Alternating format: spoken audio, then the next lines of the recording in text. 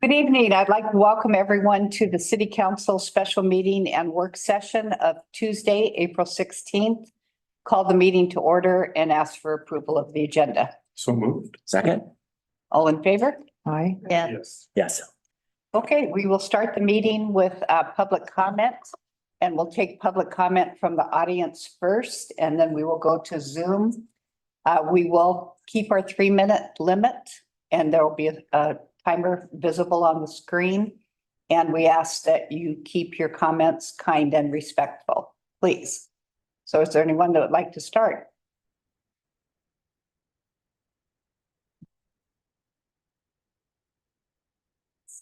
And don't forget to put or to state your name and mailing address. Hi, Lolly Champion, P.O. Box 614. And I'm speaking tonight to the City Council. I sent you an email earlier saying the responsibility that you 5 people hold is enormous. 5 people making this decision about the largest debt that we will ever take on as a city has got to be an amazing responsibility on all your shoulders. But I'd like to specifically speak to Councilman Ogilvie. When he was part of the council before all of you, he was the one that suggested, when there was so much controversy over the food tax, to put it to a vote. And that was the right thing to do, and we're asking you to consider that. The vote is the best way to get a full and honest consensus. It's the democracy that we live in. Until you do something like that, we will never know where this community stays on the 3 projects and on the debt that you're going to be incurring, which we don't even know the amount because you don't know the interest rate. And 30 years leaving a legacy to people who will come after you and be left with that legacy of 30 years of debt.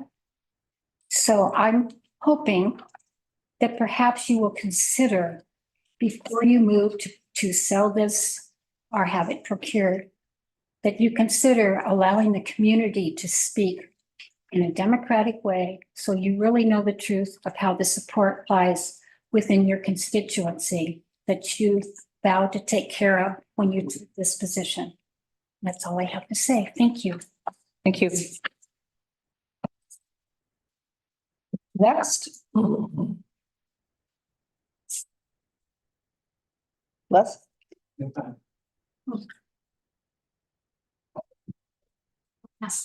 We've got someone come.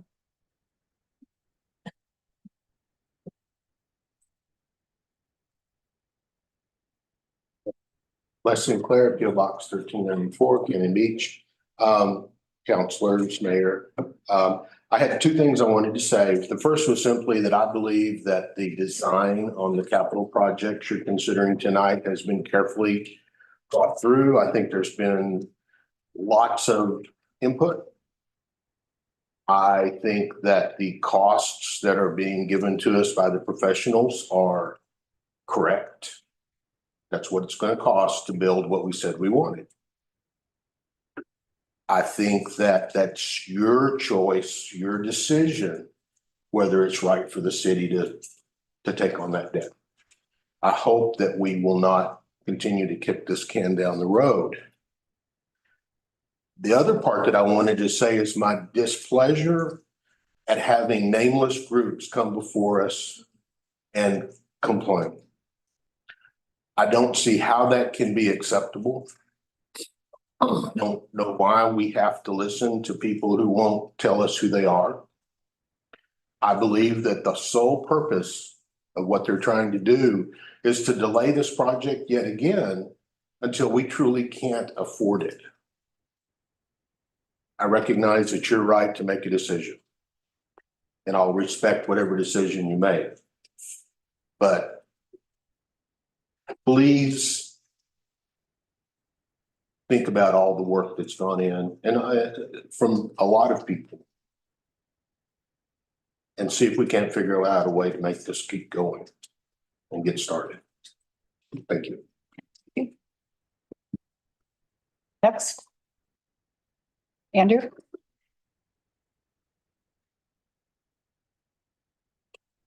Andrew Tommy, P O Box 664, another long meeting with a lot of agenda items. I want to speak about a few of them quickly.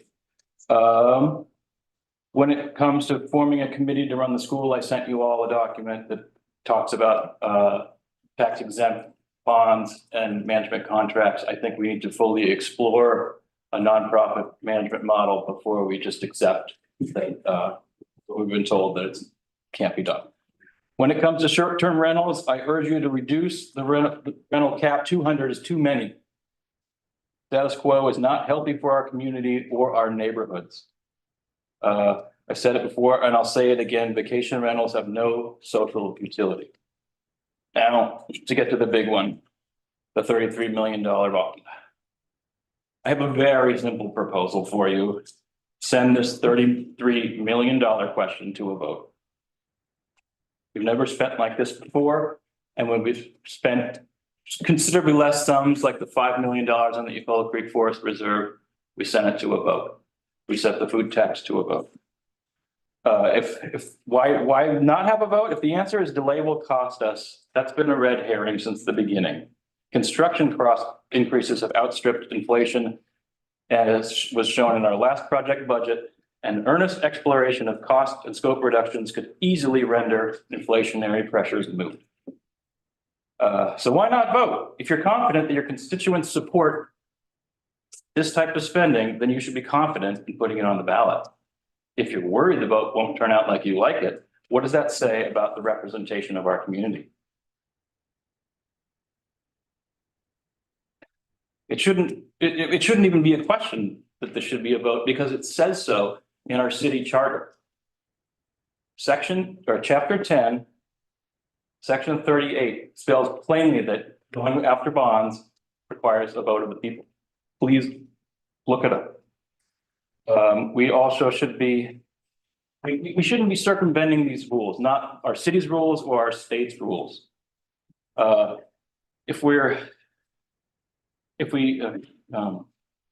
These processes require trust and they require us to, follow those rules.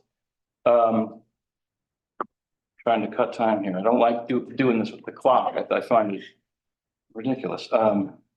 Again, if you believe the community support these projects at their current costs, scale, and purpose, you should be unafraid to place them on the ballot. We need to cherish democracy, not fear it. More than anything, we can't afford to subvert it.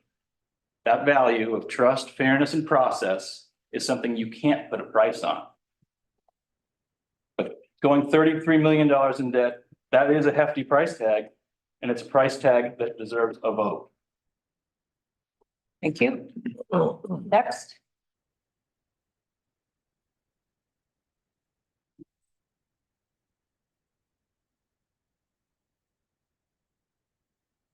Debatia, P.O. Box 1426, Cannon Beach. And if everybody could speak louder, so I will try to, because I can't hear the back of us. Anyway, thank you for all of you who taught me to say more with less. So that I will achieve tonight. Tonight, I'm here to support the city council, city manager, and city staff. This council and city manager will be the ones who will achieve success. People with goals succeed because they know where they're going. With these three projects, they set financial goals, they hire the best people, and they will get it done. Successful people do what unsuccessful people are not willing to do. He who's not courageous enough to take risks will accomplish nothing in life. It always seems impossible until it's done. We must go on to do all in our power to conquer doubts, ignorance, and fear. The only limit to our realization of tomorrow will be our doubts of today. Let us move forward with strong and active determination, full speed ahead. I support all three projects 100%, and I'm proud of all of you for standing strong together. Thank you. Next.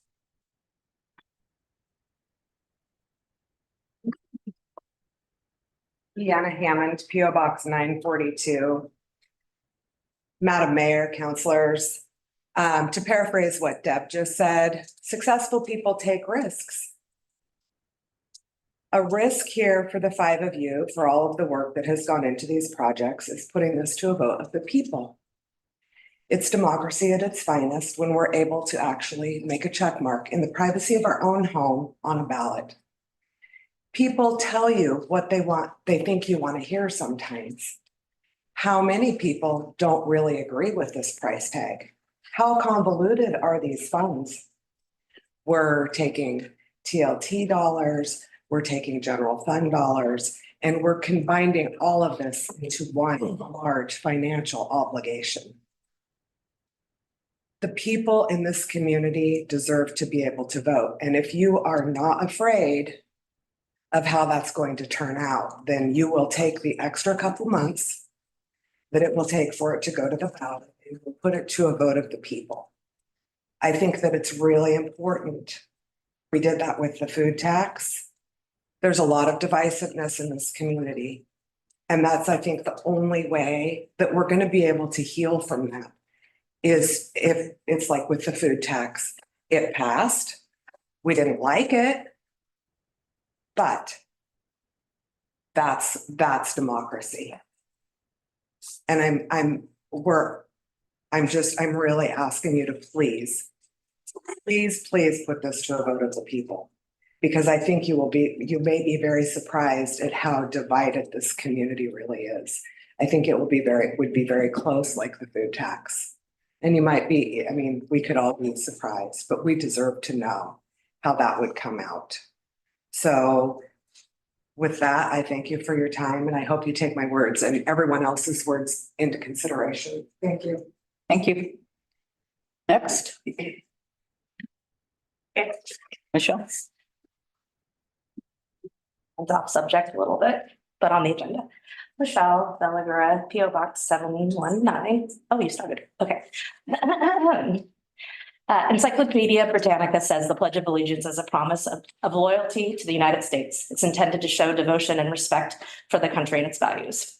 I do not respect the country's values when the current government leaders are supplying bombs to Israel that have capacity to completely level city blocks and will most certainly kill more civilians. I do not respect the country's values that has literally turned back time and overturned Roe versus Wade, forcing women to have no choice over their own bodies. I could continue my list of dissatisfaction with how the country's leaders make choices, as I hope that everyone in earshot would question their government. Asking questions is good for democracy. My perspective and interests will more than likely vary from each of you, as well as we all have different backgrounds and beliefs. That diversity is essential for a healthy democracy. Children have not been required to recite the pledge since 1943, when the Supreme Court ruled the students couldn't be forced to salute the US flag or say a pledge because doing so would violate the First Amendment rights. The phrase "under God" was added in 1954 in response to communism, which is also known as the Red Scare. As I'm sure most of you are aware, I'm pretty actively progressive. I believe that improving the human condition through government regulation is very possible. I believe that a society is only successful when everyone, no matter their background, whether it be race, gender identity, religious choice, including having no religion, have the right to feel safe and should be considered in all governmental decisions, large and small.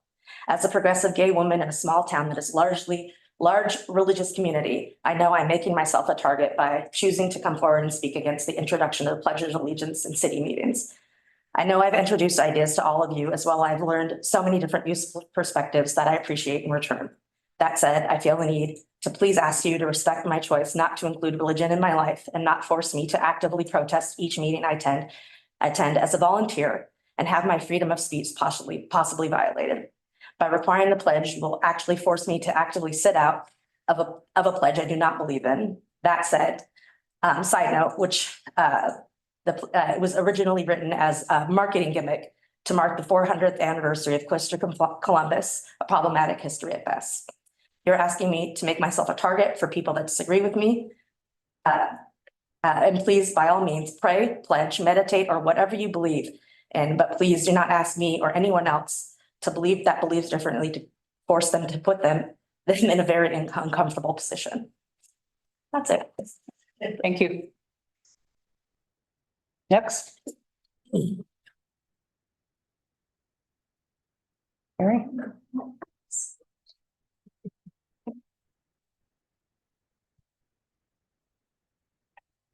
Hi, this is impromptu. Lori Simpkins, PO Box 736. I'm sorry, I didn't hear the name. Lori Simpkins, Okay, thank PO you. Box 736. I have been following this and I've never heard of borrowing this much money and not having a vote of the people. I assumed it was illegal. That is a lot to ask the constituency to swallow blindly, basically. The only way I think you're going to shut up the people who are throwing sand in the gears, or whatever group you're talking about that is nameless and complaining, is to put it to a vote. And then that way, if the people that don't want these buildings done the way they are get voted down, then they got voted down fair and square. So I think that would shut everybody up for good, basically. And we wouldn't have to have all these fun meetings where everybody comes or doesn't come. And where is everybody? Well, I've got to work. So that is absolutely the best way to do it. And if you are darn sure that there's only a couple of people that don't want this, then let's prove it to everyone and shut everybody up with a vote from the people. So that's my take on it. And it would be nice to have a little more transparency in exactly what these dollars are going to and how much it's going to cost. But either way, a vote seems to take care of everything. So anyway, thank you. Thank you. Good night.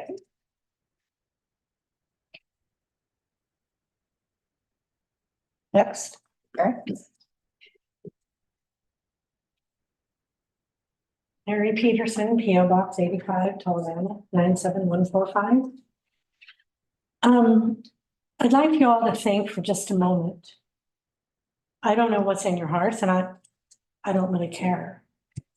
But I would like you to think, how many of the people who voted for you would you think would vote for you again if you pass and do the things you're doing? If you go for bonds without asking for their opinion, what would they think? Don't you owe it to them for their votes to consider their feelings? Or they're not important because you are more important? Only each of you can answer that question. But I think that's a really serious question. What you're asking us to do as a town, if you consider 1,500 people in Cannon Beach, men, women, and children, $33,000 of debt per person. That's what it comes out to if you do the division. Think again, how many people in this town are over 70? We're an older town. I would guess that the majority of us. Most of us won't see the 30 years. I would have to be 104 years old. That's how much, I mean, you need to put in perspective, what is 30 years? The vast, more of our community will not even be alive when this expires. Have you thought about that? You are impacting people 50 and 60 years old. Yes, it comes out of tourist money, maybe, but what happens when it doesn't, or if it doesn't? Do you have a crystal ball? Because if so, I'd love to look at it. I'd like to know the future too. But I don't think you can guarantee me, not honestly, then there will not be changes in Cannon Beach. There will not be COVID again. There will not be, a landslide on 26, inclement weather, all of the things we've seen that stop people from coming here. And then what happens to that $33 million? You put that on the community or you bankrupt the town. And that will be on you, each of you. And that's a serious thing, I think. And I hope you take that seriously. Because I think it's a really, really sad position you're putting us in.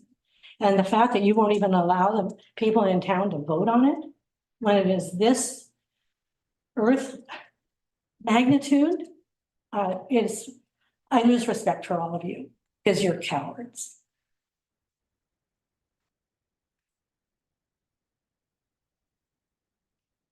Next. Lynn?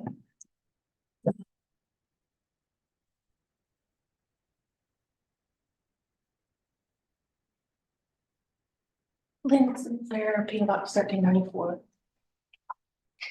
It does seem like we're back in that same old place, where half the world wants this and half the world wants this. But what I don't understand about Oregon is why the hell do we elect officials with the power to do things, and every time they try to do things, everybody wants to complain? Save some money, don't have elections anymore, have everything to a ballot.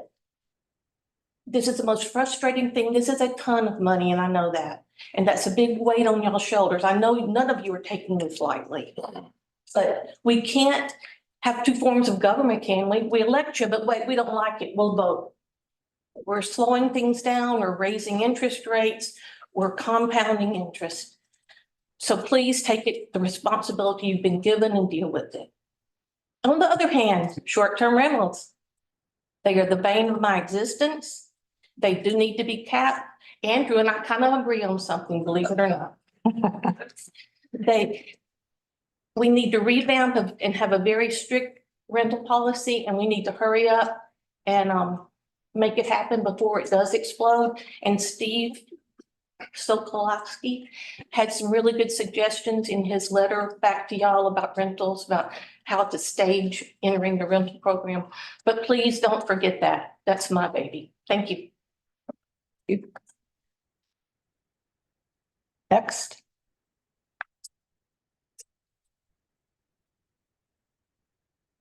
Anybody else in the audience? Okay, we're going to go to Zoom. Please raise your hand if you would like to make public comment.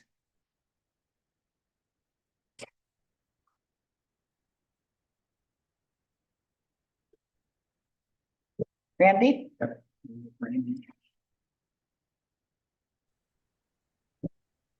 Randy Neal, P O Box 1092. I've often wondered, should this bond require a vote? Someone long ago required this in the city charter for some types of bonds. We have voted on every other bond or the tax supporting a bond throughout our history. This one is by far the largest value, and it places the highest risk upon our community. The state of Oregon has a clear process to be followed when seeking bonds, but the city seems to have long prepared to circumvent it. To avoid those laws, the city is calling this bond a financing agreement. Who decided between a bond and a finance agreement? I don't believe this council or the prior council ever made that decision. I assume it must have been our city manager and a lawyer. What was their plan to disclose this concept to the rest of us? Haven't we all spoken the word bond thousands of times in discussing these projects? When you said bond, what did you have in mind? And what day in the past week did you learn we are not seeking a bond? It's easy to find a lawyer or a consultant to create an alternative scenario to get what you want, but is it right? It's easy to avoid bringing attention to these nuances, but is it right? Just because other cities decide to do business this way, is it right? I ask City Council to do what's right. Call this the bond that it is, and then follow the bond laws as the Oregon legislature put forth. Thank you. Thank you.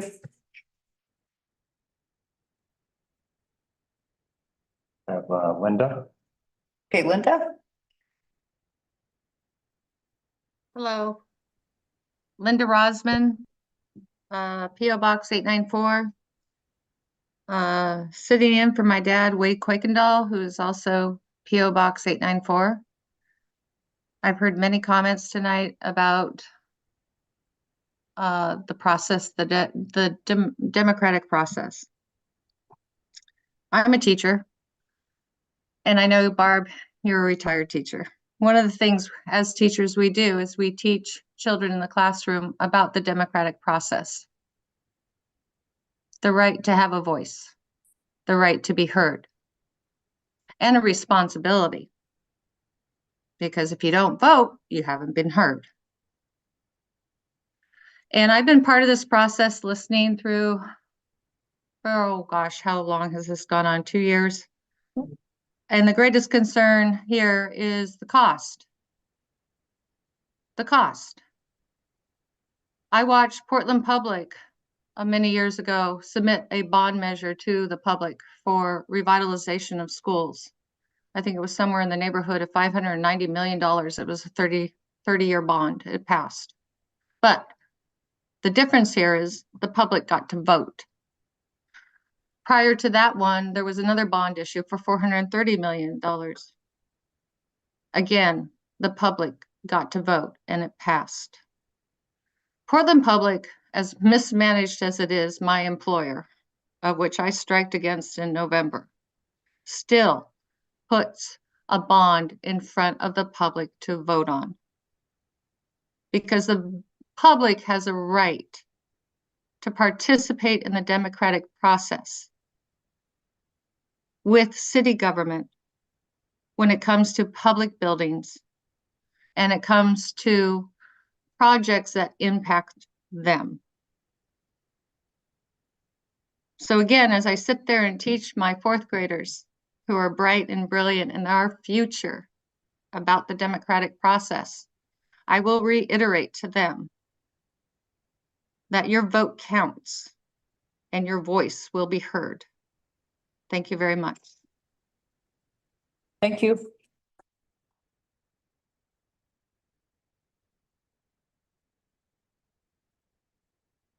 We got Sharon Clyde. Sharon? Hi, Sharon Clyde, Post Office Box 973 in Cannon Beach. First of all, I agree completely with Les Sinclair, Deb. And I want to go on the record in favor of these three projects, the City Hall, Police Station, and the school renovation project. Our City Hall is approximately 70 years old. I expect our new City Hall will last another 70 years, in which case I feel this money is well spent and the future generations will thank us for getting this done. I've been listening for over 30 years that Cannon Beach has needed a new City Hall and police station, and I'm happy to see this is finally happening. We should all be ashamed that our police department is in the shape it's in. You talk about democracy. This is democracy. We voted for and elected our council and expect them to do their job.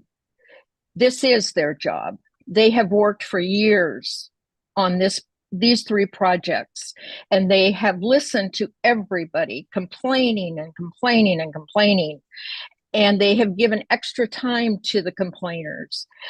And now it's time to make a decision.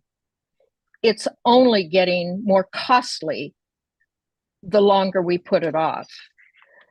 And this stuff needs to be done. It just needs to be done. And I just hope that tonight that you vote for this resolution.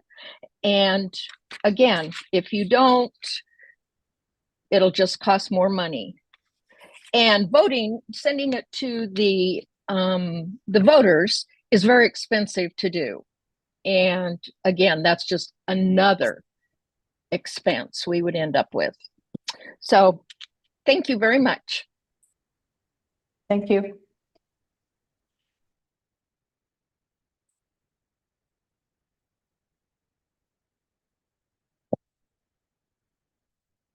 Anyone else on Zoom? Please raise your hand.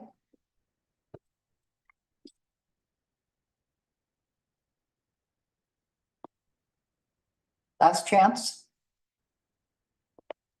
Is there anyone else in the audience? Okay, thank you. We will close public comment and move to our action items.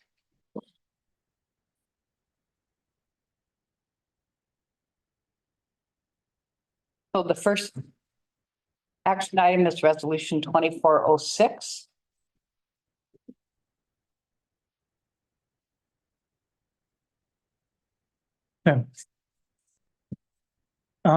Tonight, you have in front of you a resolution to move forward with the funding for the 3 capital projects. And what I'd like to do is start for the benefit of the council and the public to have Matt Donahue, who's our financial advisor, to go through and talk about the bond process and the costs of bond issuance. Matt, would you take that? Yes, absolutely. Good evening. So the process moving forward after adoption of authorizing resolution is focused on completing a disclosure document to provide to investors for marketing the obligations, applying for a credit rating from Standard & Poor's, hosting a competitive sale of the obligations on a certain morning in which underwriting firms bid for the purchase of the bonds, and the one that gives the best rate wins the ability to purchase the bonds, and then the closing of the issue in which the funds are transferred to the city. So the disclosure document is somewhat amusingly, well, it's called the preliminary official statement, otherwise known as the POS in our jargon. And that is the disclosure and marketing document for the obligations, which details, it's a pretty lengthy document, the financials of the city, the security and legal provisions backing up the obligations, and is including anything about the city that a prudent investor would want to know before making a decision and purchasing the obligations. Standard & Poor's, we go to provide a credit rating as a shorthand for potential investors to know what quality of investment that they are considering purchasing. Currently, the city has a credit rating from S&P at AA, which is the third highest credit rating available, below AAA and AA plus. And with that third-party analysis of the city's creditworthiness, the interest rates would be much lower than if the city went out with this credit rating. Once those are in place, the credit rating and the final preliminary official statement, we post that information on a website that hosts these auctions for underwriters to buy bonds or obligations. That's scheduled right now to be on May 8th. And an underwriter or an underwriting syndicate will put in a bid. And as I said, the bid with the lowest true interest costs is the underwriting firm that gets to purchase the obligations. That locks in the rate and the payments on the obligations. And then there's a 2-week period in which there are lots of legal documents that go around. And much like a home closing, there's a certificate signed by the city and opinions provided by counsel, et cetera. And then currently scheduled on Wednesday, May 22nd, the underwriting firm that won the auction will transfer funds to the city that will cover the project costs as well as the cost of issuance of these obligations. Any questions about process? It's kind of like a high level view of where you would go from here. Anybody have any questions?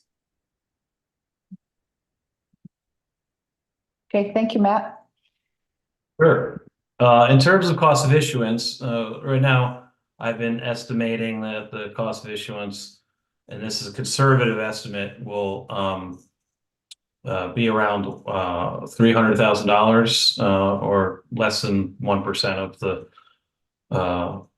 par amount of the obligations. These include the payment of the attorneys working on it, your advisor, including myself, the fees to the rating agency for applying that credit rating analysis to the city's obligations. There's a state fee for any obligations issued in Oregon, as well as the fee for the paying agent, which will be responsible for collecting the debt service on these obligations. And then the final fee is what's known as the underwriter's discount. And so the way the underwriters make money is they purchase the whole bond issue from the city and then sell it to investors at a markup. Essentially, they're buying the bonds at a wholesale price and then they sell it to investors at a retail price. And then we have a small amount for contingent cost of issuance built in there. Any questions about the cost of issuance? I have a quick question. You estimated $300,000. Are you being conservative there? Is that the high end of the spectrum? That's the high end of the spectrum, yes. And with one thing about the competitive sale is that we won't know what the underwriter's discount will be until the day of the sale. So I like to build in some cushion there in these estimates to help inform your not to exceed numbers. Thank you.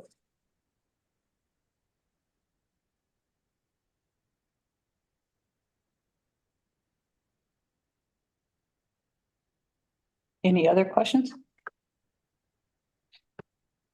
I guess the other thing that I'll point out is that the cost of issuance are rolled into the financing. So there's not out of pocket from the city, but it's part of the bond and will be paid by the underwriting firm at closing.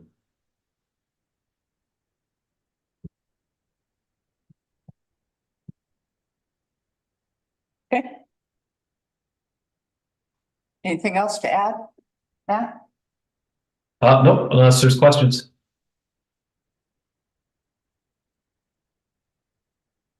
Okay, thank you. Then I'd like to introduce Courtney Dawes, who's our special counsel, to talk about the bond resolution that you're going to be considering tonight and what it does. Courtney? Good evening. Thank you for having me. Courtney Dawes with Foster Garvey, serving as special counsel to the city. You have in front of you Resolution 2406, which authorizes full faith and credit obligations in a maximum amount of $33,350. The full faith and credit obligations would be used to pay the costs of the project, which is defined as the remodeling, equipping of the former elementary school property to serve primarily as a tourism-related facility with tangible benefits as a community center, for constructing, remodeling, furnishing, and equipping a new city hall, and for constructing, furnishing, and equipping a new police station and related capital projects. The resolution recites that the weighted average life of the financing will not exceed the estimated weighted average dollar life of the projects. Section 1 goes on to authorize the financing agreement as well as the method of sale. The authorized representative, which is in this resolution as the city manager or the city finance director, is authorized to make determinations regarding the obligations, including if the financing agreement is sold through a private placement or a public offering. You heard Matt recite that currently the schedule calls for a public offering.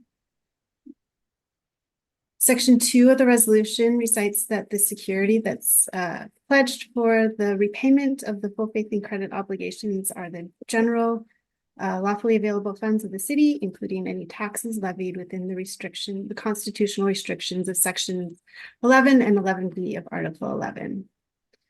And the obligation of the city to make the payments is a full faith and credit obligation of the city, not subject to appropriation. The city manager and the finance director, either of their designees, are authorized to make all determinations regarding the obligations. And this is the only action of the city council that is required in order to proceed with the issuance of the obligations.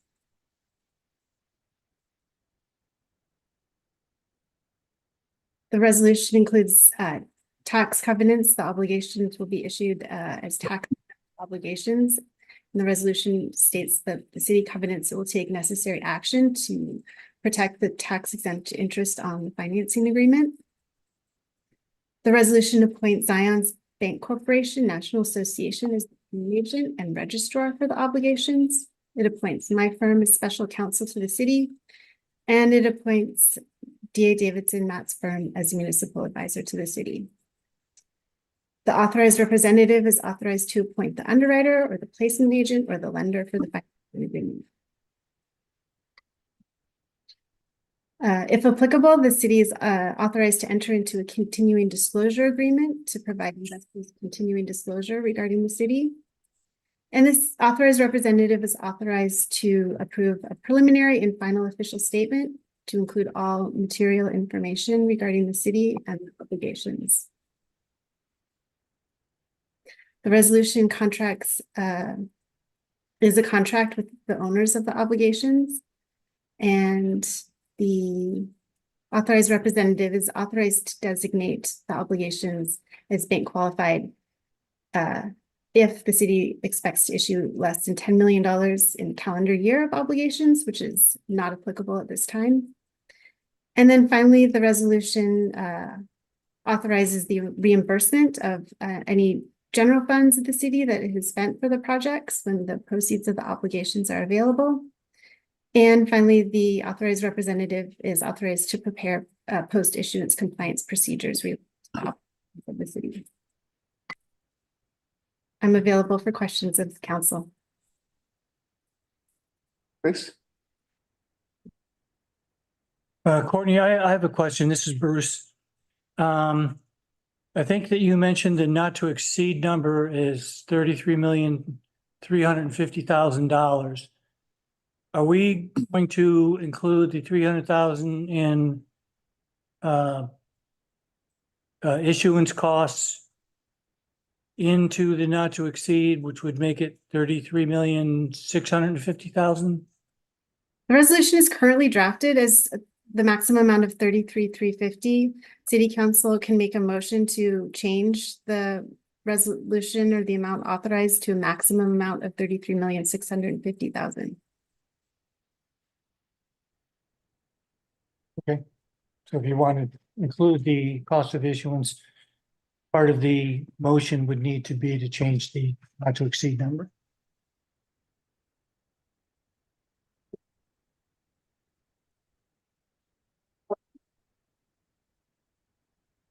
For Courtney?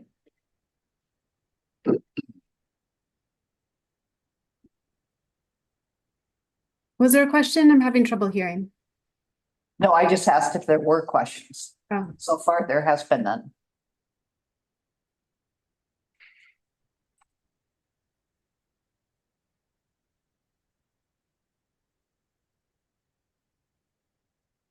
Okay. Okay, thank you, Courtney. Thank you. Okay, so we'll move to discussion.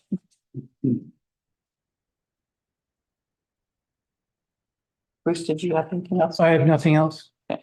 Thank you, ma'am.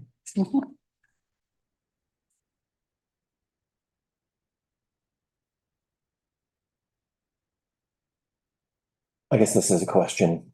Maybe it's for Courtney and I should have asked it, but what kind of bonds legally require a public vote? The city charter, the state constitution and state statutes would require a public vote for general obligation bonds. Other types of obligations, such as revenue bonds, are subject to referral periods. And if referred, could be referred to the voters. Can you explain the difference and why? The difference has to do with the security. General obligation bonds are secured by a tax, an unlimited property tax outside the constitutional restrictions contained in Article 11, Sections 11 and 11B. The full faith and credit obligations that are contemplated by this resolution are payable from within the existing resources of the city. And revenue bonds can be authorized under a different statutory scheme. We are issuing, this resolution contemplates issuance under 271-390. ORS 287A 150 allows the city to authorize revenue bonds. There's a procedure for authorizing revenue bonds that could either be done by ordinance or resolution. If done by ordinance, there's a 60-day referral period, and if done by resolution, there's a 60-day referral period. But we aren't authorizing, this resolution does not fall under either revenue bonds or general obligation bonds, right? This resolution is not authorized under 287A 150, which is the revenue bond procedure, nor is it a general obligation bond. This resolution contemplates full faith and credit financing agreement issued under 271-390.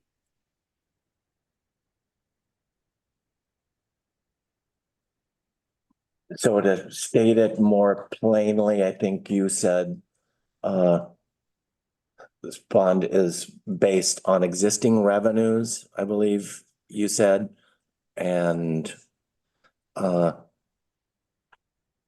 is not any kind of new liability for taxpayers. This financing agreement would be payable from the city's existing resources. Unlike a general obligation bond, there's no additional authority to levy an additional tax. This obligation would be payable from taxes levied within the constitutional restrictions of Article 11, Sections 11 and 11B, and any other lawfully available revenues of the city that are available to pay the financing agreement.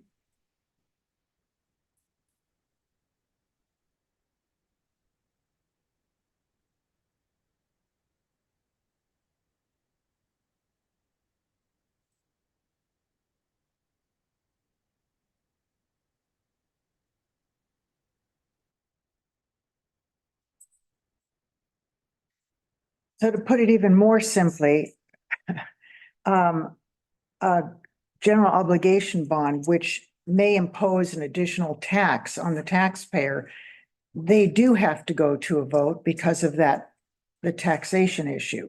But this kind of bond isn't imposing an additional tax on the taxpayer and generally do not go to a vote. Correct.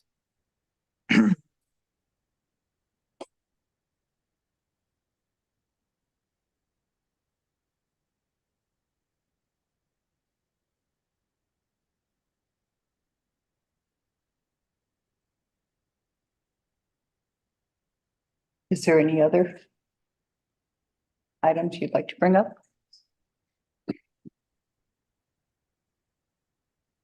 I guess there was one question about our city code requiring bonds requiring a vote of the people, but is that general obligation bonds that it's referring to?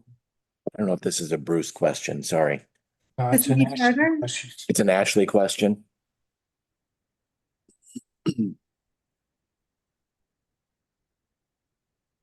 Hi, Ashley Driscoll, City Attorney's Office. That section of the charter refers, in my reading, to general obligation bonds.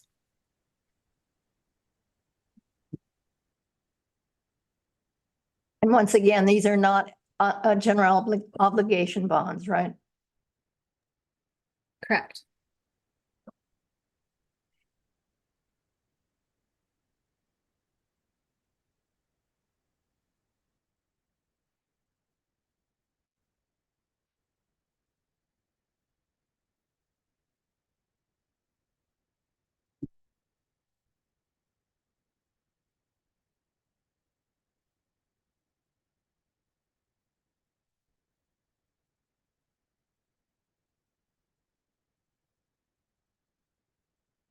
Someone ready to make a motion? Are we discussing? We're discussing, Okay. yeah.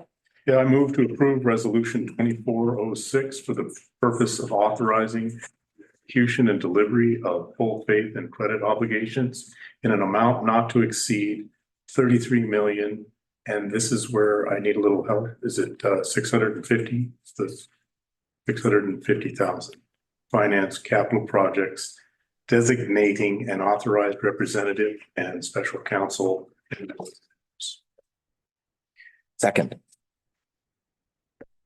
Any further discussion? Well, I think that the reason for raising it, that $300,000 is to cover I'm assuming it's because you want to cover the issuance costs. Yes. In the bond, so that that money does not come out of the general fund, because I would be not happy to see it coming out of the general fund. And I think that pretty much everyone here feels that way. Yes, most definitely. Okay. That's correct.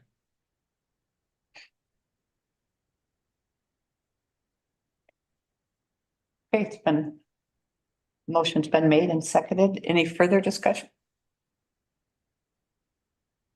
Okay, roll call, please, Sharon. Mayor? Yes. Sorry, Ashley Driscoll, City Attorney's Office. What I hear you saying is that we're amending the resolution as presented. Is that correct? I think we were going to To also amend that. Yeah. As a So separate. my recommendation is to do this in two votes. If we're amending the resolution, to do a vote on the amendment to change the issuance amount, and then second, vote on the resolution. So the motion that's on the floor is okay? I would do it in two. So the motion on the floor is both a combined amendment and approval. My preference would be to vote on amending the current resolution and then vote on the resolution as amended. So she wants to do the amending the resolution first. Change the amount. Yes. Move to approve an amended amount to the resolution 2406 in the amount of 33,650,000. Second. Any further discussion? Okay, roll call, please. Sharon? Counselor Kern, Yes. Counselor Ogilvy, Yes. Counselor President McCarthy, Yes. Counselor Hayes, Yes. Mayor Knopf, Yes. Thank you. And then the second motion would be to approve the resolution as amended. I move to approve resolution 2406 as amended. Second. Any further discussion? Okay, roll call, please, Sharon. Counselor Ogilvy, Yes. Counselor President McCarthy, Yes. Counselor Hayes, Yes. Counselor Kern, Yes. and Mayor Knopf. Yes. Okay, thank you. Okay, now we'll go on to the next item, resolution number 2407. For the purpose of approving increases and decreases to the fiscal year 2023 budget by making an intra-fund transfer of appropriations for the City Hall and Police Station project. Bruce? Yes, ma'am. Thank you. At the April 9th meeting, Special Counsel Courtney Dawes and Financial Advisor Matt Donahue presented the bond resolution and answered the council's questions. Same meeting, council discussed budget revisions for the police station, City Hall, and Cannon Beach Elementary School projects. Council instructed staff to present an amount for the bond based on their discussion to include what bond payments would be the source of funding. Attachment A is resolution to secure financing for the police station, City Hall, and Cannon Beach Elementary School projects.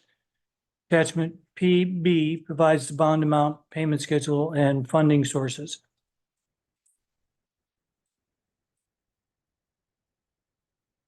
There's a suggested motion to approve resolution 2406. 2407, Bruce. 2407, I'm sorry.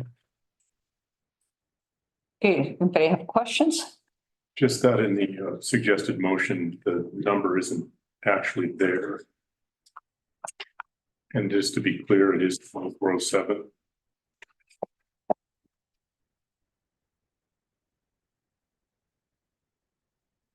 Anyone have questions on attachment A?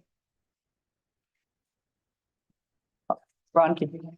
I think you might have read the think I did. the previous resolution. I think you meant to read the staff report for 2407. Yeah, You're correct.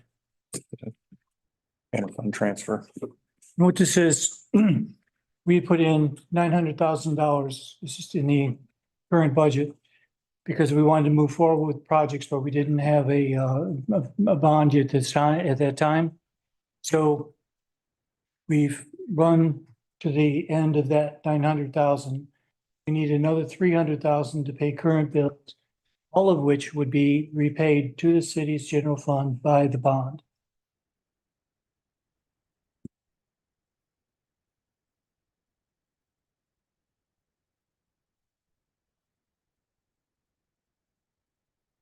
Are there any questions? I move to approve resolution 2407 for the purpose of approving increases and decreases to the fiscal year 23-24 budget by making an inter-fund transfer of appropriations, city and police station project. Second. Any further discussion? Roll call, please, Sherry. Counselor Hayes, Yes. Counselor Kerr, Yes. Counselor Ogilvy, Yes. Counselor McCarthy, Yes. and Yes. Okay, so next we have resolution number 2408 for the purpose of approving increases and decreases to the fiscal year 2023-24 budget by making an interfund transfer of appropriations for the recycle baler. Karen? Good evening, council. For the past 3 years, Public Works has had to make expensive repairs to the baler located at the city recycle depot. The city owns this baler that is just shy of 30 years old. We bale approximately 153 tons of cardboard a year, with summer being our peak timeframe for volume. This is the only cardboard baler the city has, and it's a critical part of recycling daily operations for city staff. The baler has been out of service several times, and having the baler down due to part failures or delays in getting repair service to the coast has a significant impact to the recycling operations. City staff reached out to several companies who deal in this type of equipment to determine the cost to replace the baler versus continuing with the ongoing rising repair bills associated with repairs. Quotes range widely from $24,000 to $75,000. City staff has identified a baler that is comparable to the one we have that can handle the current volume we receive at the depot. The total quote for this unit is $29,400. See attachment A in your packet, which includes the rebate and removal of the old baler before installing the new replacement unit. The supplier has the new baler unit currently in stock. Therefore, the replacement of our failing baler could be accomplished before the busy summer season begins.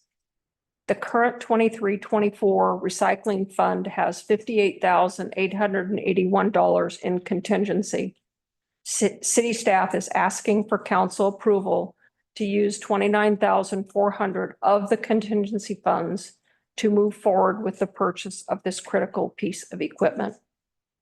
Recommendation is to approve the use of the current recycling fund contingency to purchase the replacement baler.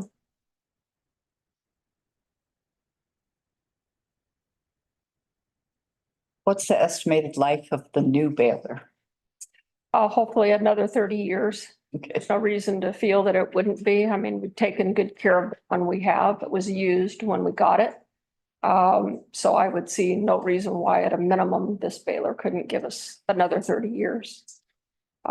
And just to be, full exposure on what we went through to evaluate. We even looked at a, overhauled used baler that we might be able to bring in. And would not just going straight to a brand new baler. But ultimately, at the end of the day, when the gentleman came out and looked at it, placement, reimbursement we would get for the old one, it just made sense to go with a new baler. We knew would give us, a long lifespan. So This is a new baler then. it'll be a brand new baler.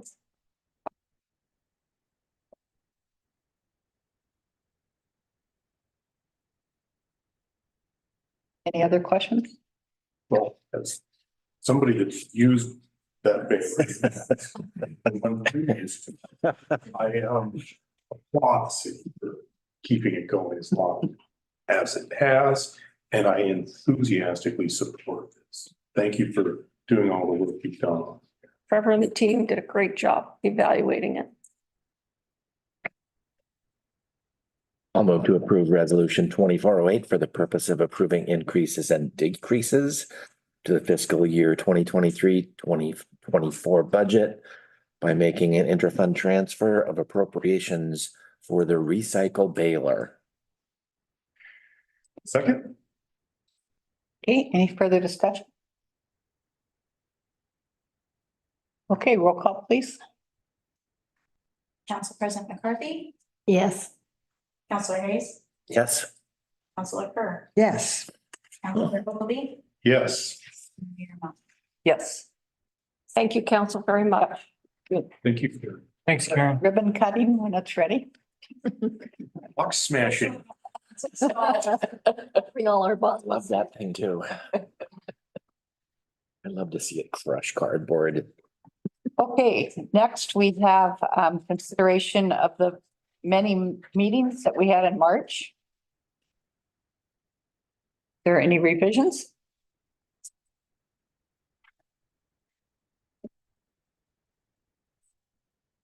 So did you have any?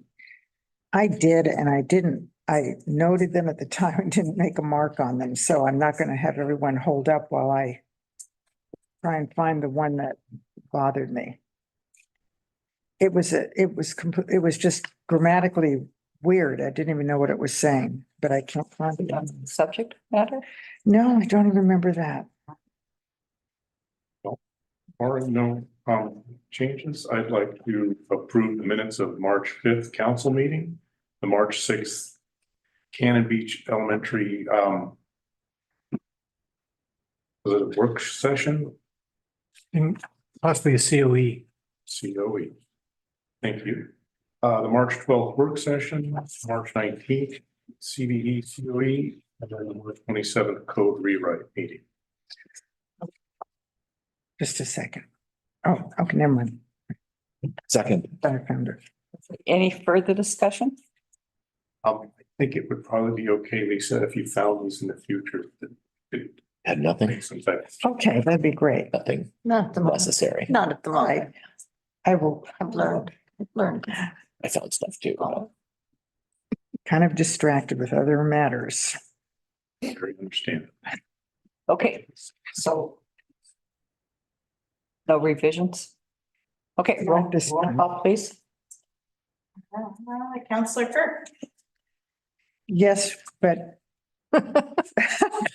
setting aside the option to, when I find it, to reintroduce it. I made a note for Jen. Okay, thanks. Yes, but I haven't heard that one. Options, yes, but again, it's a grammatical revision. It's more of a, yeah, it doesn't make any Not sense the content. way it's written. Okay. Counselor Ogilvy, Yes. Council President McCarthy, Yes. Counselor Hayes, Yes. Mayor Mott. Yes. Okay, thank you. Okay, so now we're closing the special meeting and open up the work session for discussion items. Yeah, I like to- First, and we have a request for a break, short one. Yep. Okay, 2 minutes. 45.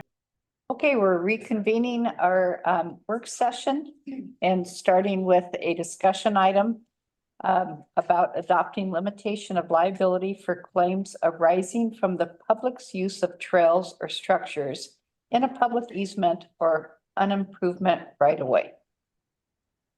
Mouthful, Bruce?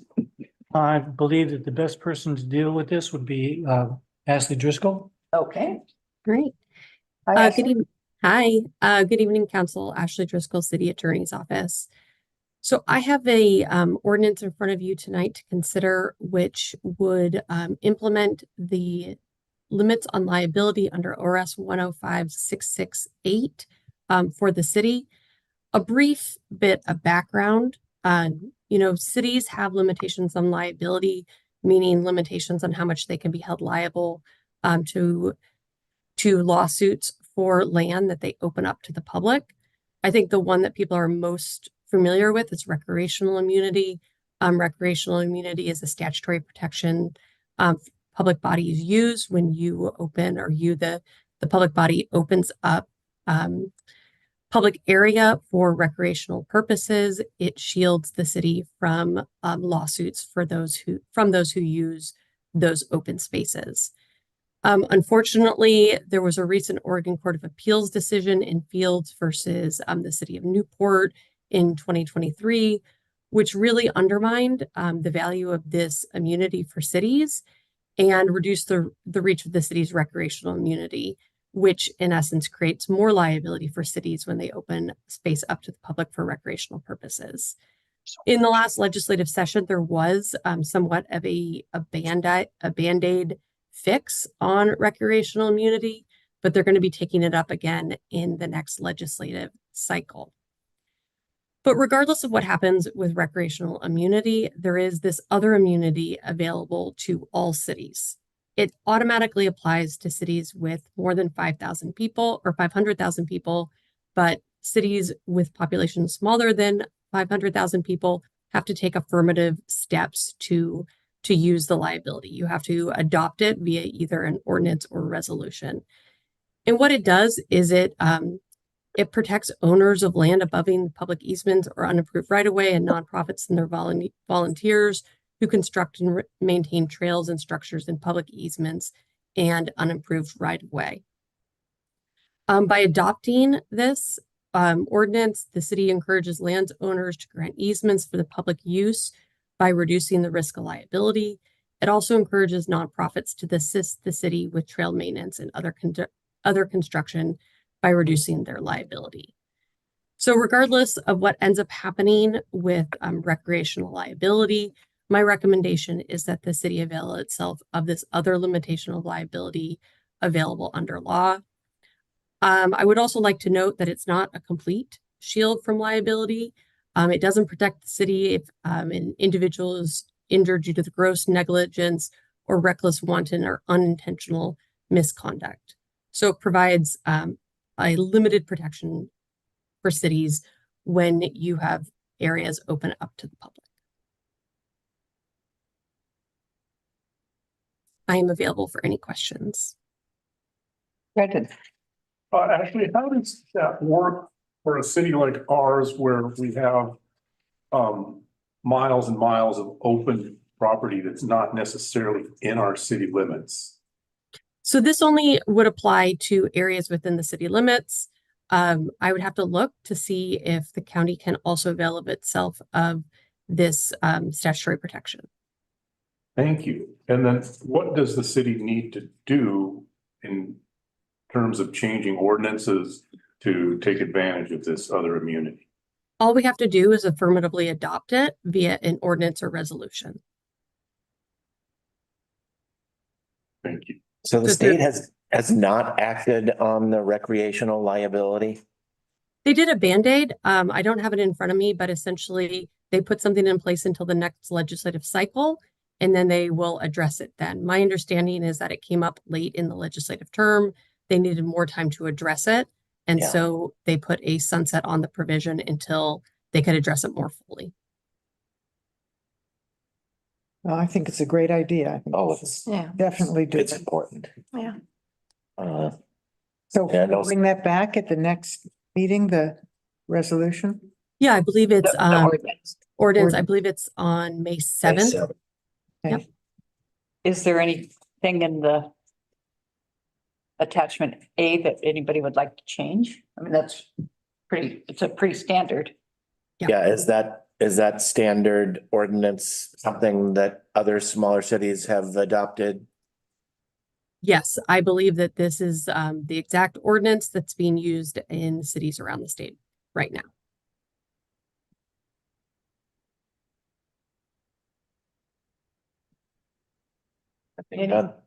Any other questions?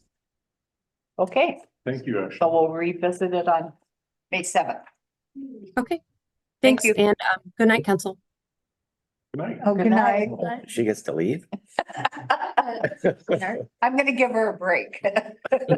2 minutes, 2 minutes. Right. Okay. Next we have, the short-term rental discussion. Steve? How you come running into the room. Yes. Anxiously waiting my chance to come and speak to you. Hi, Mayor and Council. It's too bad Ashley didn't stick around for this because we talked to her about a couple of things. I don't know if you want me to go through the staff report, if people have had the opportunity to read it and digest it, and if it would be better to do answers and questions, but I can go through it if you'd like. I've read it completely. Yeah, So, I just want to say, I really like that. I don't know if this is your idea or where it came from, but I love the consideration of including a new section that allows a home to be used for STR 2 or 3 years after the new home has received an occupancy permit. I think that's a great idea and would help control short-term rentals. I think it addresses a lot of the concerns where we have people building immediately and coming to us to immediately rent it for short-term rentals.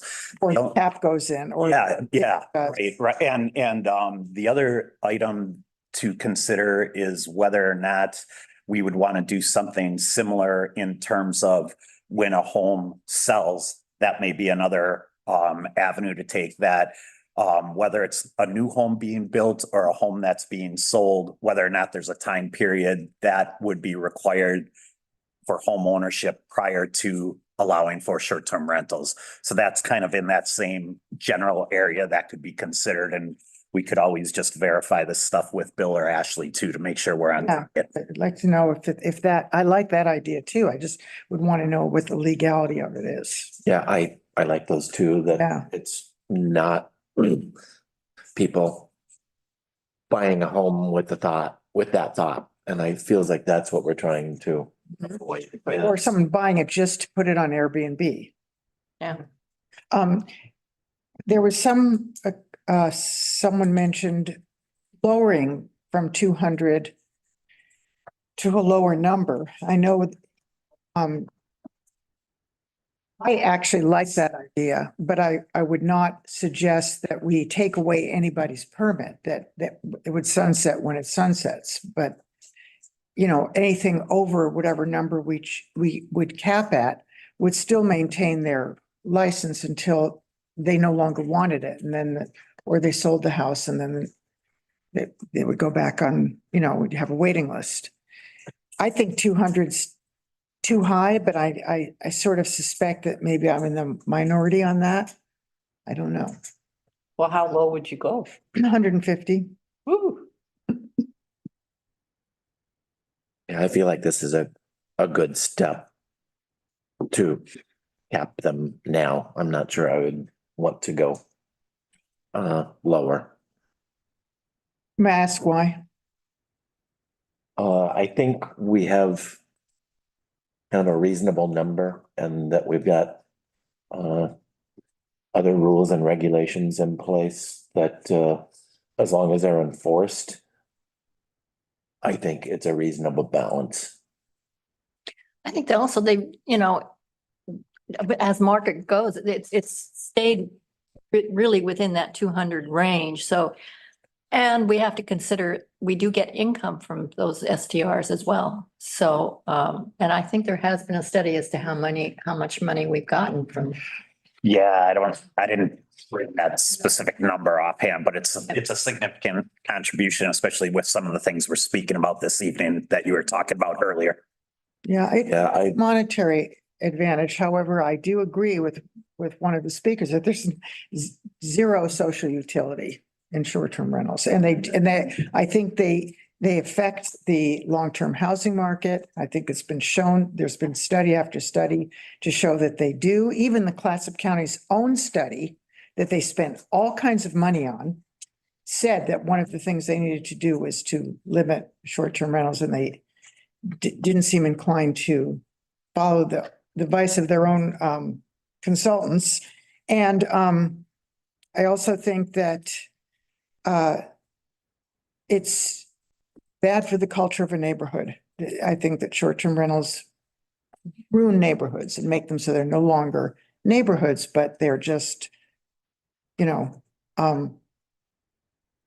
short-term rentals, just hotels. Well, we can address that problem in other ways, I think. We may in our code rewrite. I stayed in And an in- Airbnb this last weekend. In Cannon Beach? No, Oh. but I think county may be a little different from the impacts of affecting long-term rentals. I mean, the reason people short-term rent here is so that they can continue to use their place. And maybe it's only once or twice a year.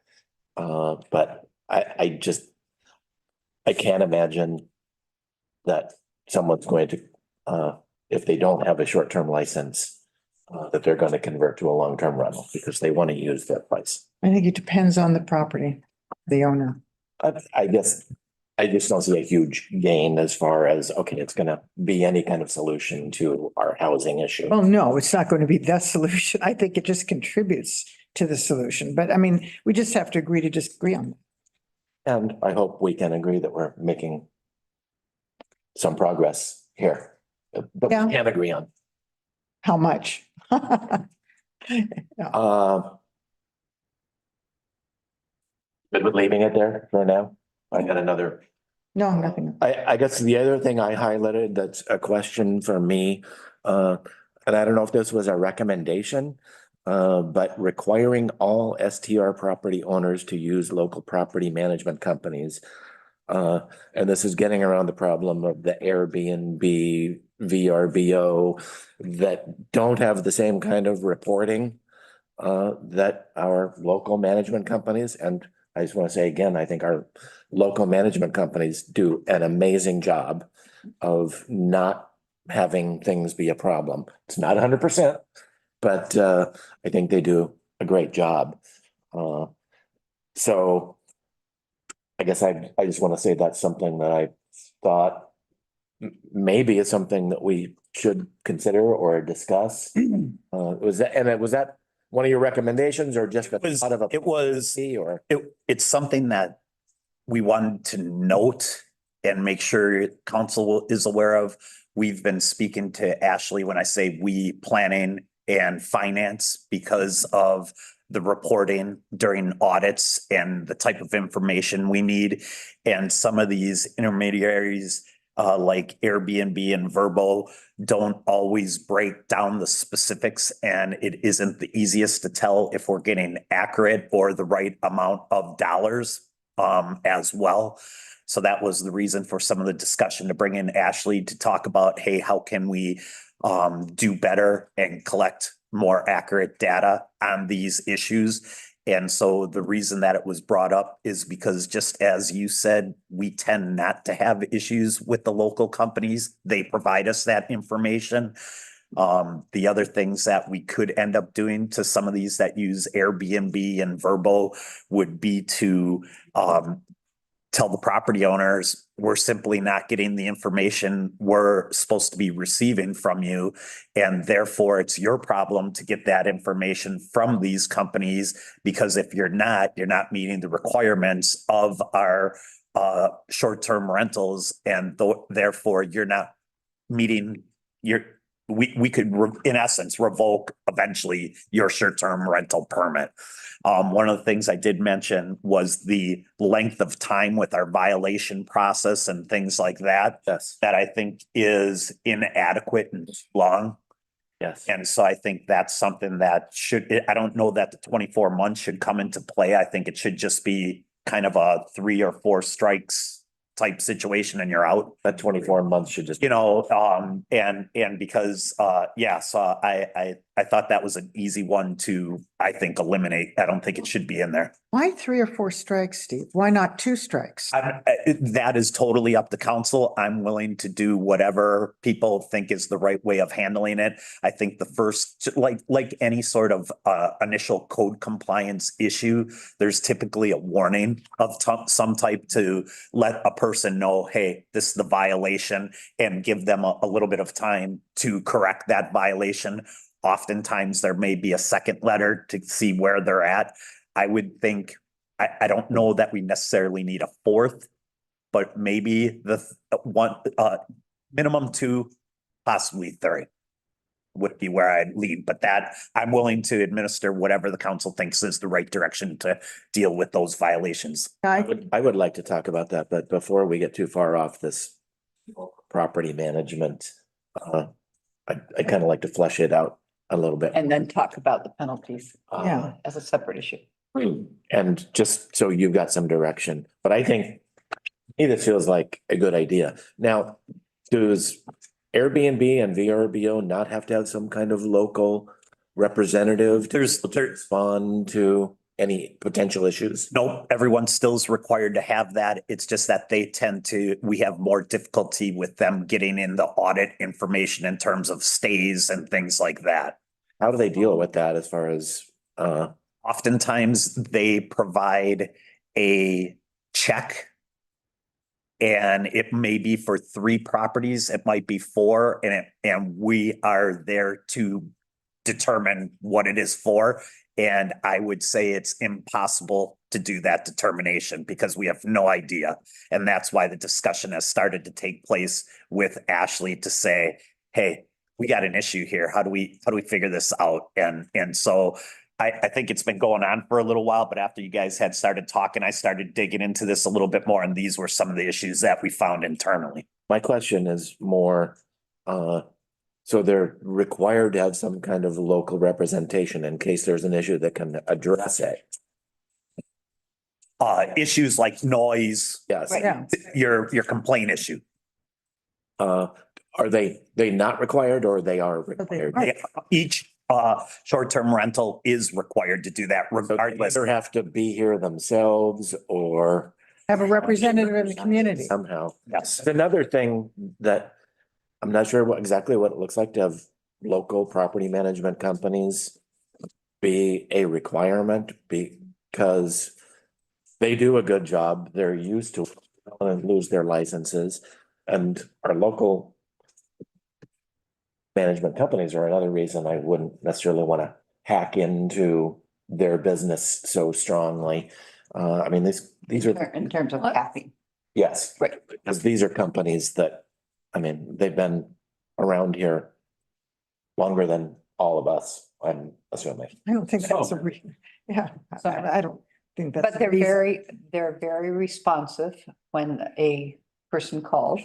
If I see garbage at one of them, I call and it's taken care of, garbage that's. Or even street parking. Right.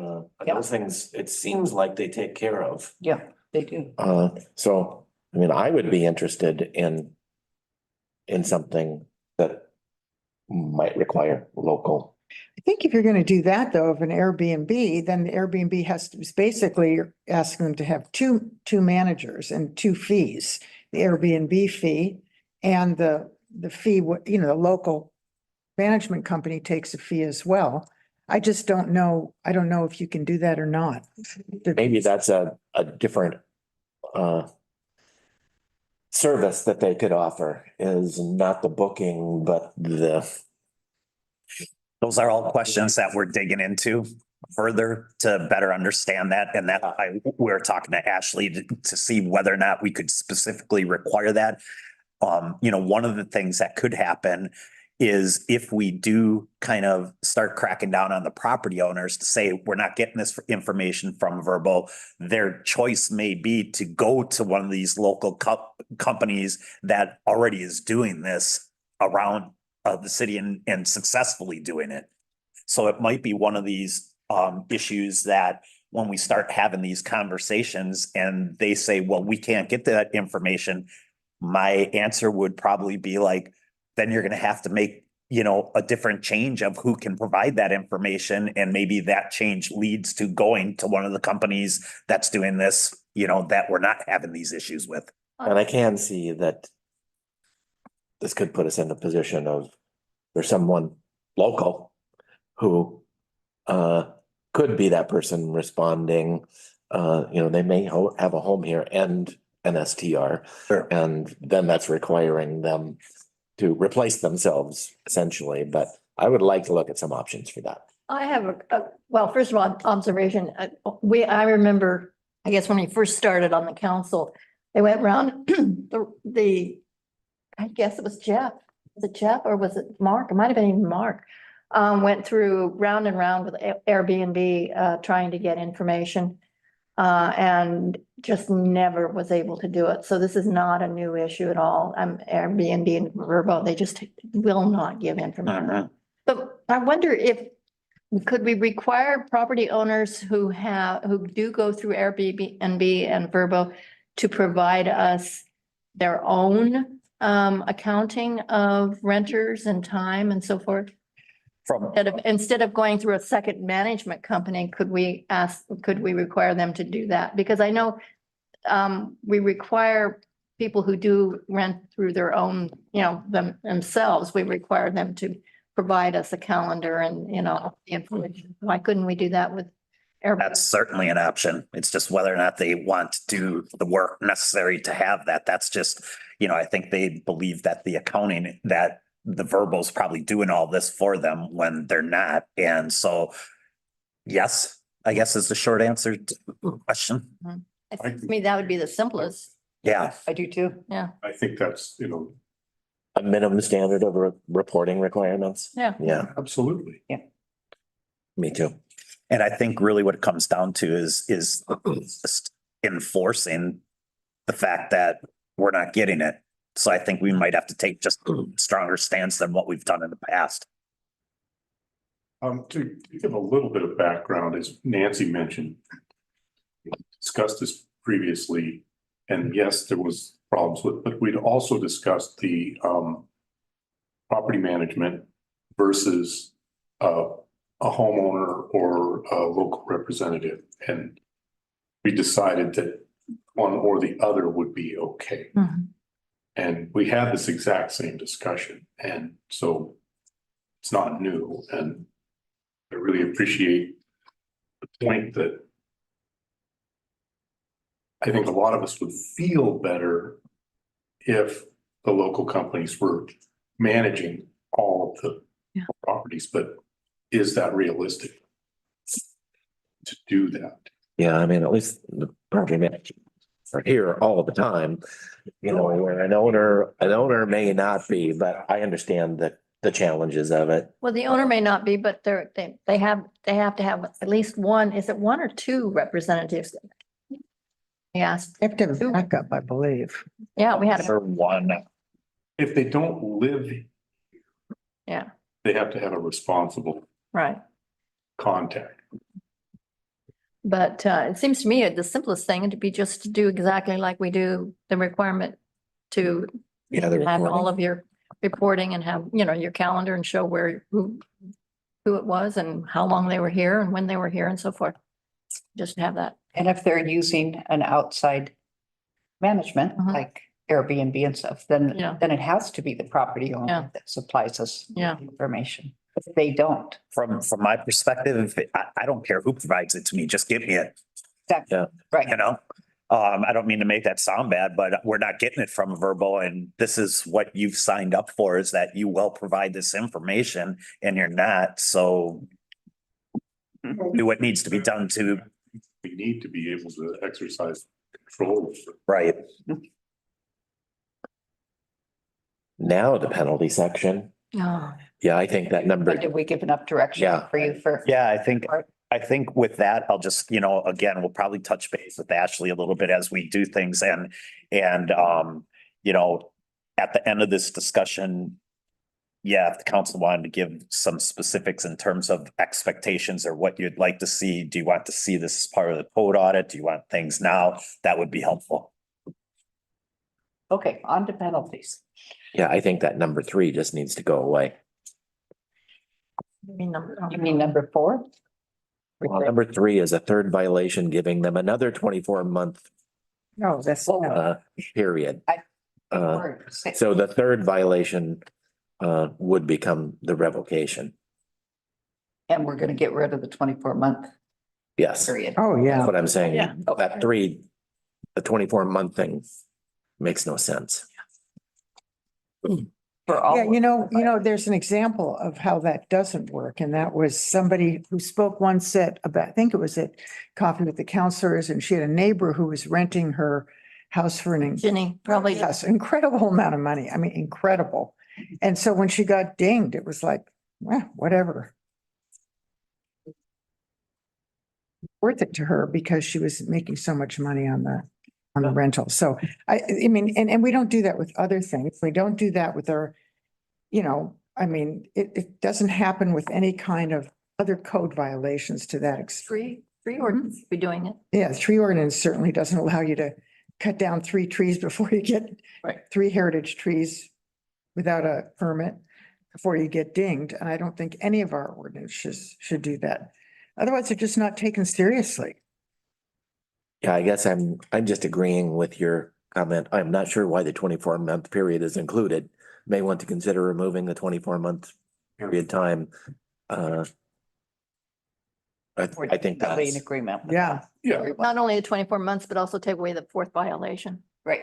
I say That take to away the 3rd violation. Uh, Why, how can you, if you are, Like if you are strikes and you're out. following the ordinances of the city and you make a mistake once, I totally get that. You can, Get more. you don't understand it, or you have all kinds of reasons. But the second time you're doing it intentionally. But if it's the same violation, that may be the case, but if it's a different violation. What's your responsibility to read all the rules and figure out what they are? I mean, we're not babysitting people. We have ordinances that people are supposed to follow. And if they make a mistake once, it's totally understandable. But why, what's this thing about 3 violations? I mean, it's the grownups who can read a code and figure out what they're supposed to do, or they shouldn't be renting their house out. I guess I'd like to make smaller steps first, and we're really talking about a renter being a problem, Yeah. not the license owner. So If I could mention something, I know I haven't been here that long, but I know we haven't had a tremendous amount of these that have come up. We've had issues with short-term rentals from a code compliance perspective, but we really haven't run into this that often so far. Not saying that we shouldn't, but it hasn't been a huge issue so far. it hasn't got to the penalty. We haven't, since I've been here, I don't think we've written even the first warning one to anyone so far. Not saying we're not doing it, it just hasn't come up. Well, you're making a case for Lisa right now, so. Well, and maybe so. And the thing about this is, just like whether it's trees, wetlands, the code audit, it's got to go, because this zoning ordinance is going to go to plan commission, it's going to come in. So it can be drafted, it can be amended, and have discussion during those times as well as to what seems to make the most sense. I remember the only one that we've dealt with as a council was when, again, we were first year. I bring that Yeah. up next, Nancy. Was the one who they just didn't want to pay their taxes and they just kind of forgot, and they got warned and then they got warned again. And then finally we fined them. I think what's it, 3 months, wasn't it? A 3-month penalty. They couldn't rent their place and it was during the summer. And They that's became the- very upset then. yeah, it was like $70,000 or something. And so So that's the only one that we have gotten. So my question is, that's definitely a violation. But what is the definition of a violation in this case, if when we do the once, twice, 3 times you're out? Yeah, I would tend to say a lot of times it might be if there's like some reoccurring code compliance type issues, if we're not getting the taxes type situation.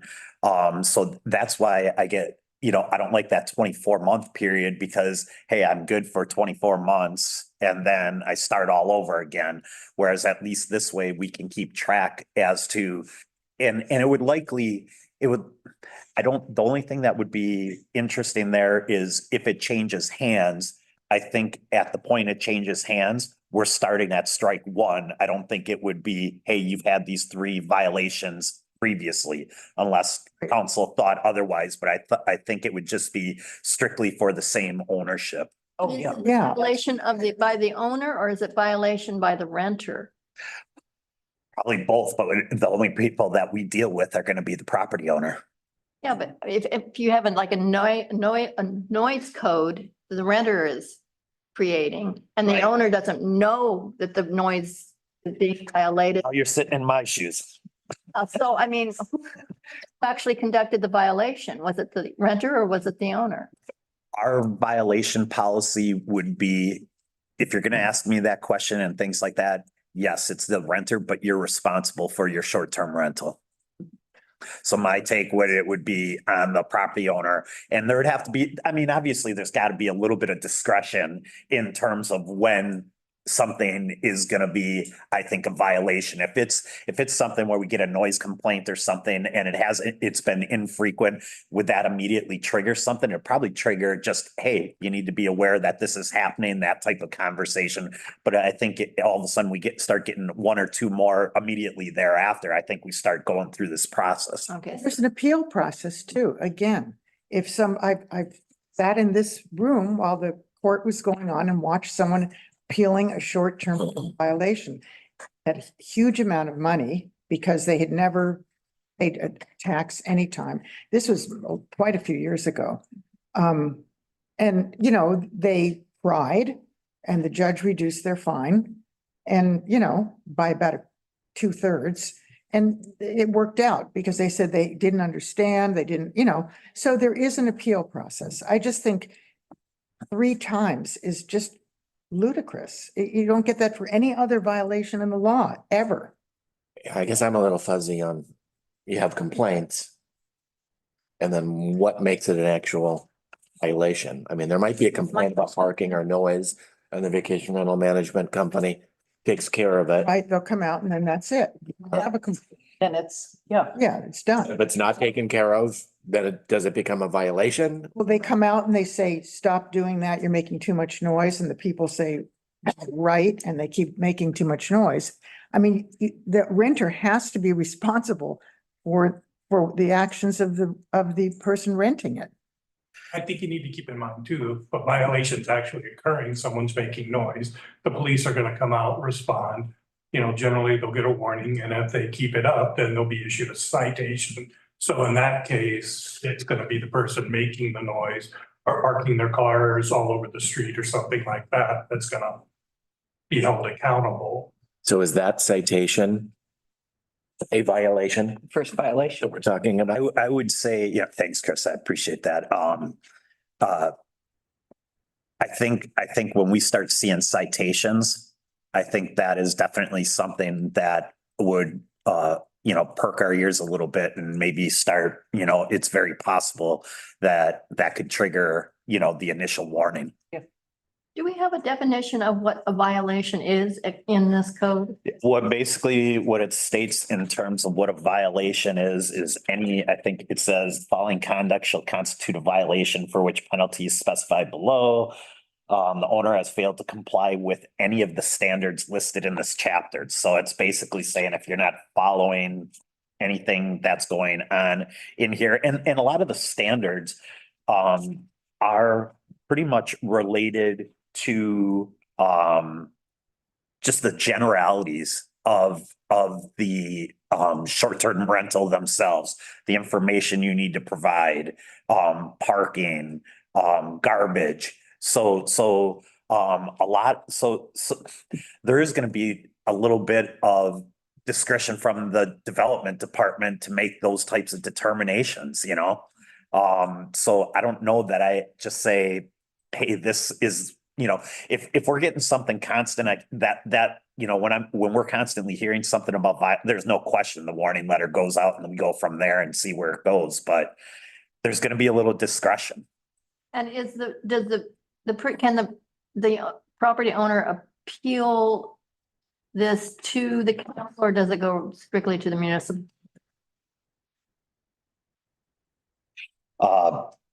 Letter is filed to the city manager and then there's a hearing with the council. I want to come back to this. A site, somebody's been warned and they've been cited. Is that a violation? I'm trying to get at. Yeah. We have to define violation. And I mean, so is police department talking Regularly, okay, Daniel's at Coffee for Counselors. We're talking as in between departments. So there's a citation. Do we know that it can move into the violation stage? Oftentimes, Daniel would let us know. I mean, code enforcement is a little bit different than say a noise violation or a parking violation. That would be an officer on duty. But he tends to be pretty good about letting us know of which ones. So we meet every Friday. Code enforcement, building, engineering, a lot of those discussions are happening in terms of what's going on, the different types of issues, maybe from the weekend or the week or what's happening the weekend. So I would say there's good communication amongst the departments to at least have those discussions as to when we think we're getting to that point in time. It sounds like you talk, but it doesn't sound like there's a process. If there's a citation that boom, it's. I wouldn't say that I necessarily know that a property's been given a citation. It sounds like it takes an accumulation of citations to become a violation. You know, so far the community's been pretty good at letting Daniel know when they believe there are issues. Yeah. I mean, when I'm thinking of this and I'm thinking of things like not paying your taxes, not having a license, not getting the safety inspection that you need. You want the renting to more people than is allowed at the property. You know, having more cars on the property than that kind of thing. I wasn't thinking in terms of if your renter makes noise. Well, that's when you call the police. I think that may be parking may be more in that noise category as well. Could be. Some of the others you're talking about. Yes. I agree. You If don't someone, need 3 chances, 3 warnings to. I would tend more to agree with you if someone has that kind of violation about not reporting. That's what I'm actually was thinking of. Because if it's noise or something like that, again, that's when the police get involved. That's a nuisance. You kind of need issue. Define that a little bit more. And I think you hit it right on the head. I think when it talks about violations, it's talking about these standards we're talking about in terms of taxes and providing the audit information and things like that. So I agree that would tend to be more of the violation that I would be using to start these processes compared to these nuisance type situations. That's not to say that the nuisance issues couldn't potentially trigger, these warnings and things like that. But I think the violation as how it's spelt out really relates to the criteria that we're talking about, what it takes to even operate a short term. And we could maybe flesh that out with just a sentence just saying that this is what we're referring to. Rather than, just to make it more explicit, I guess. But I think repeated citations probably needs to be defined. What's repeated? Does that mean 3? That should become a violation as well? Yeah. It is more than 3, but I agree. So from a police perspective, when you go to a call, whether it's a short-term rental or. Yeah, and even on their daily logs, the officers are supposed to document whether it's, kind of contact. And Gary was talking about a procedure. But I guess the best way to describe that procedure is, that's the reason why we got a code officer in the first place is because, to create that conduit between us and planning. And, Daniel effectively works as much for us as he does for the planning department. I mean, that's his job to be that liaison back and forth. Yeah. And when you give a ticket, or like you get a noise complaint, if you were going to write a citation to somebody at the residence, would you be writing it to the people who are making the noise? Oh, yeah.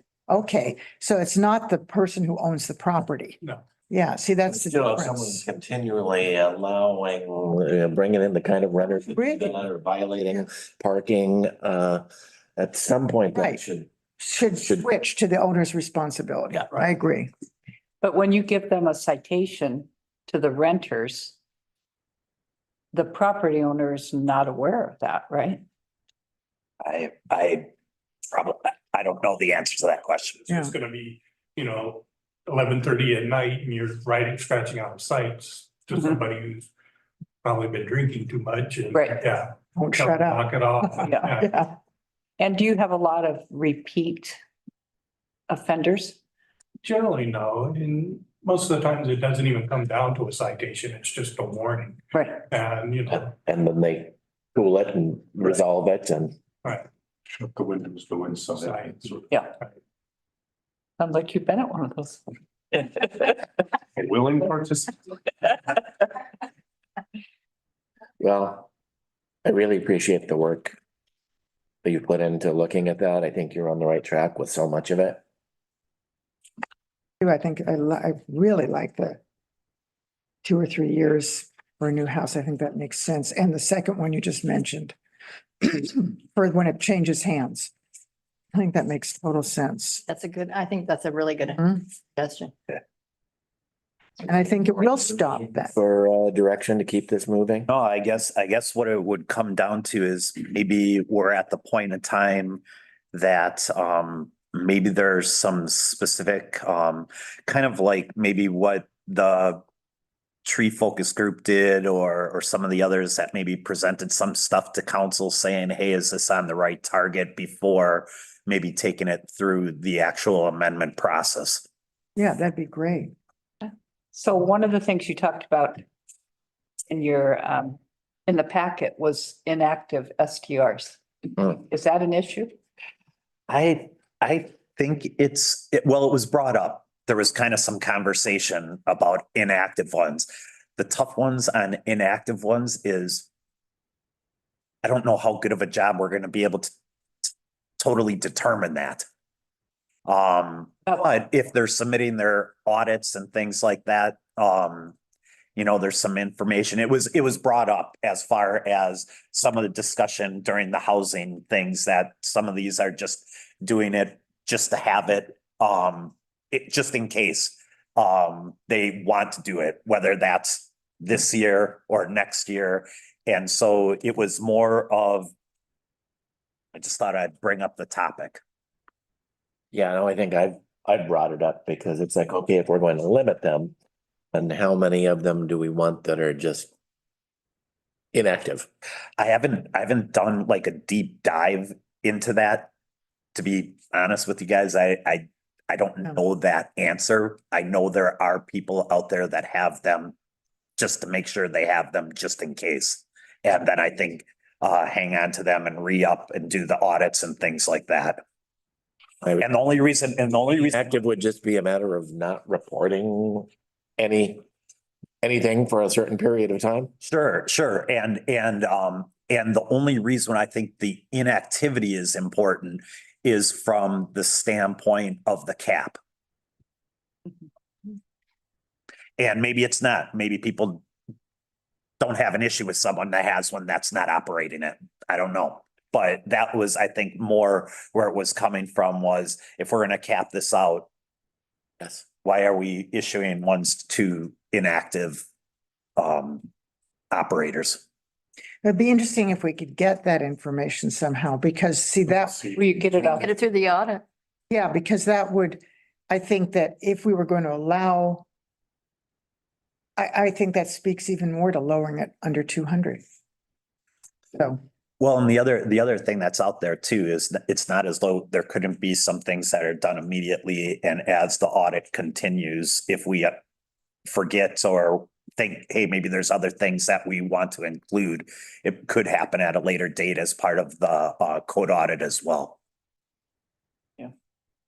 okay. That was a thought on the inactivity, so I can look at that one. It was mentioned, I thought I'd bring it up. I didn't look at it as closely as I could, but I can look at that a little closer. And the Okay, way great. you would determine whether it's inactive is just on the tax. Yeah, where they're getting Yeah, money. yep. The yearly audit, I think, one of the other things that we do that I think both finance and community development wants to get, a little bit better, and this might take a little bit of time, is I think the updates go out throughout the year, like different times. It's not, say, for example, January 1 to December 31st every year. I don't know why that isn't that way and why it's, I think it might have been maybe workloads and different things like that as to when things were happening. But we've all kind of been talking as to why don't we do these all like a January 1 to December 31st, and then it would be easier when we're looking at that stuff to track it during that time. Like the business licenses. Exactly. Right, yeah, Yeah, that makes That's sense. that's a good idea. Oh, yeah, you're really on the right track. It's great. Thank you. You're welcome. Anything else? From us? Anything? You? Moving. Thank you, Steve. No. Yep, you bet. Don't go anywhere. No, I'm staying right here. Okay, so next item is land use fee discussion. All right, I don't know if we want to do the same thing. I can go through it real quick. I tried to put together a little bit of information. I had opportunity. It's my understanding that there was the discussion on land use fees, and I think the focus was on the potentially of waiving some of the appeal fees. So that's what I was basing this off of. Had an opportunity to talk to Attorney Kabizman a little bit. He had some input with regards to, we're pretty familiar with this statement of critical to have clear and objective criteria. Who qualifies for waivers. If it's not clear and objective, the city could find itself in some battles about arbitrary action or challenges to deny waiver fees. He talked about the one city that he works with that has this, that they had a 3-year court battle. They prevailed, but there was a lot of time and money to litigate that. And it was all based on kind of who received the waiver or who qualified and met the criteria. He mentioned something, and this I'd have to let Bill speak to, but he mentioned something about, how you define locals, and he mentioned something about Commerce Clause problems. I would have to defer to him to speak to that. The other processes, it talks about the waiver process, who makes a determination, the grant or deny, how's the decision appeal, who hears the appeal. So there's a little bit of information that would have to be created, with regards to waiving a fee. If the city does not charge the fees to cover the city's costs, then someone else pays, and that typically would be the rest of the taxpayers. Without an appeal fee, landowners are subject to maybe obstacles and delays that may be unnecessary or unwarranted. Just a couple of general comments. Wanted to make the council aware of who is typically involved in appeals. My whole department, there's 4 of us, myself, Robert, Tessa does, all the hearing notices, property notices. Alton oftentimes gets involved with some inspections, administration, discussions with Bruce and the attorney, Jen putting together agendas, Public Works, Karen and Trevor are always in our discussions, and then the city attorney. The types of things that we're talking about are notices in the paper, posting of notices, property owner letters, internal meetings with staff, external meetings with proponents and opponents, staff reports, meetings, hearings, findings of fact, orders. And then I just put together a couple of examples of 3 that have been fairly recent as far as appeals. And that didn't include any of our LUBA cases with Roberts or Burton, where the city attorney tends to take on a much significant more role. So all of these appeals, I went through just a couple of them with, the Cannon Beach Elementary School, the Paul White ADU, the Tree on Ash. Lots of hearings, lots of different meetings. So I just wanted to make you aware of the amount of time and energy that is spent in appeals. Cassie, you may have provided this information before and I can't remember it. I'm just curious where our appeals fees fit in with compared to other local municipalities. Good question. And I would like to, I mean, that might make my whole take on this different, because I understand everything Bill said and it makes complete sense to me. How, I can see how that could cause huge legal problems, but I guess I'm just curious if these are much more expensive than other municipalities or fall in the middle or. I happen to look at Seaside, Warrenton, Manzanita, and Astoria, and ours were higher than all of them. Many of them ranged from, I think it was about maybe 750 to about 500, and we're at 600 for an administrative appeal, a planning department decision. DRB appeal is $1,000 and plan commission appeal is $1,000. So we're on the higher end. And you said There's a reason for that? We do a lot more. Well, when you came on, we raised I was gonna say, yeah. the fees. Nancy and I were on the council when they were readjusted. It's true. so. Like a lot of What money. did you say? Could you give me those numbers again for? They range from probably about, I would say, 750 to about 500. So, and ours, Average them okay, and for ranges. ours range from Ours were 600 to 1,000. to 1,000. Okay. What was the thinking of the previous council in raising them? Do you know? I think it was mostly Jeff's instigation. Well, they were much lower Yeah. at the time. Than other municipalities. Yeah. So, but maybe we should think about making them in line with other municipalities, Well, at least. and I don't mind having that discussion, but to Steve's point about what he brought up about what it takes this city to do. And I know other cities have to do the same thing, but there is a way to monetize all of that. And it's expensive, very expensive to have all of that work done to provide the necessary staff reports and all of the investigative work that needs to be done. And I think the city needs to be fairly compensated for that. And when you say you do more, I just said that I don't have anything to point out. That was. I didn't know if that was a statement that I should have. quantity or.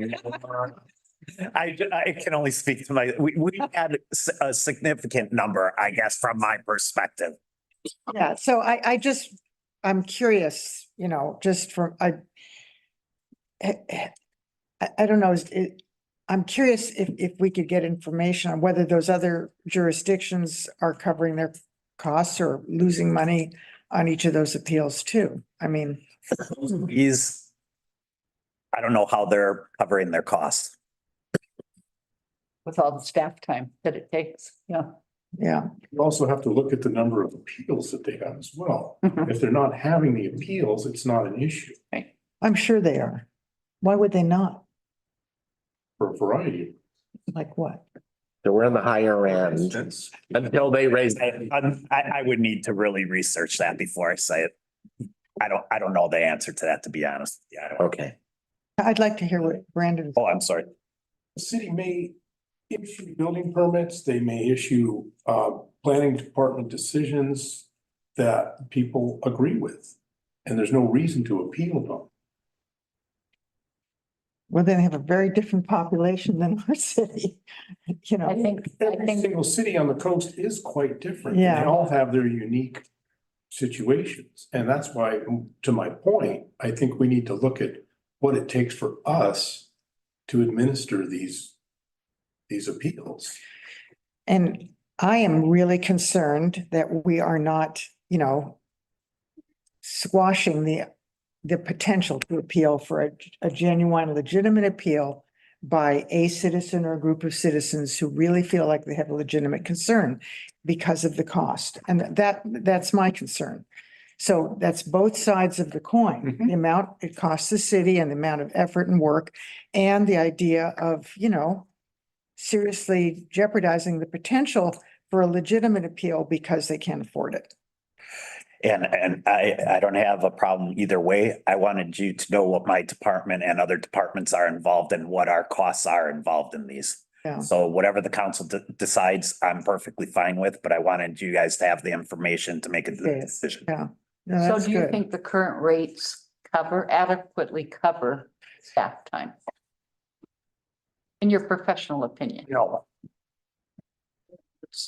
I think we are subsidizing the appeals, and that's just our applications, because a lot of these go further. Our attorneys, we have a lot of attorneys involved in a lot of decisions, and that costs a significant amount of resources. Right. But by the same token, we don't want only rich people being able to appeal. And I don't have it, I'm just, that's just my opinion. Yeah. And maybe that is something maybe that is the cost of doing business in Cannon Beach, is that we do have to subsidize appeals to some extent because of the kind of involved population we have in city affairs, which is a plus as far as I'm concerned. But then that speaks to keeping the current rates. No, not if we're stopping. The only appeals we're getting are from people who have a lot of money. I don't like that.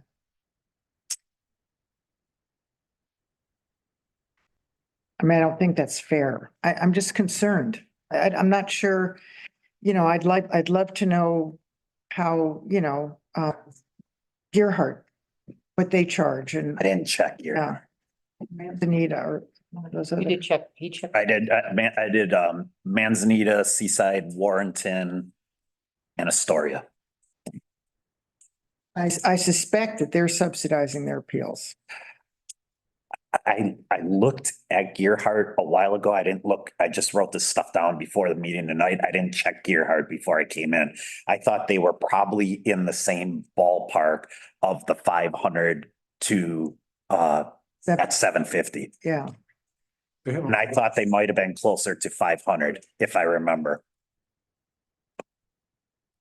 I don't see this as a high priority.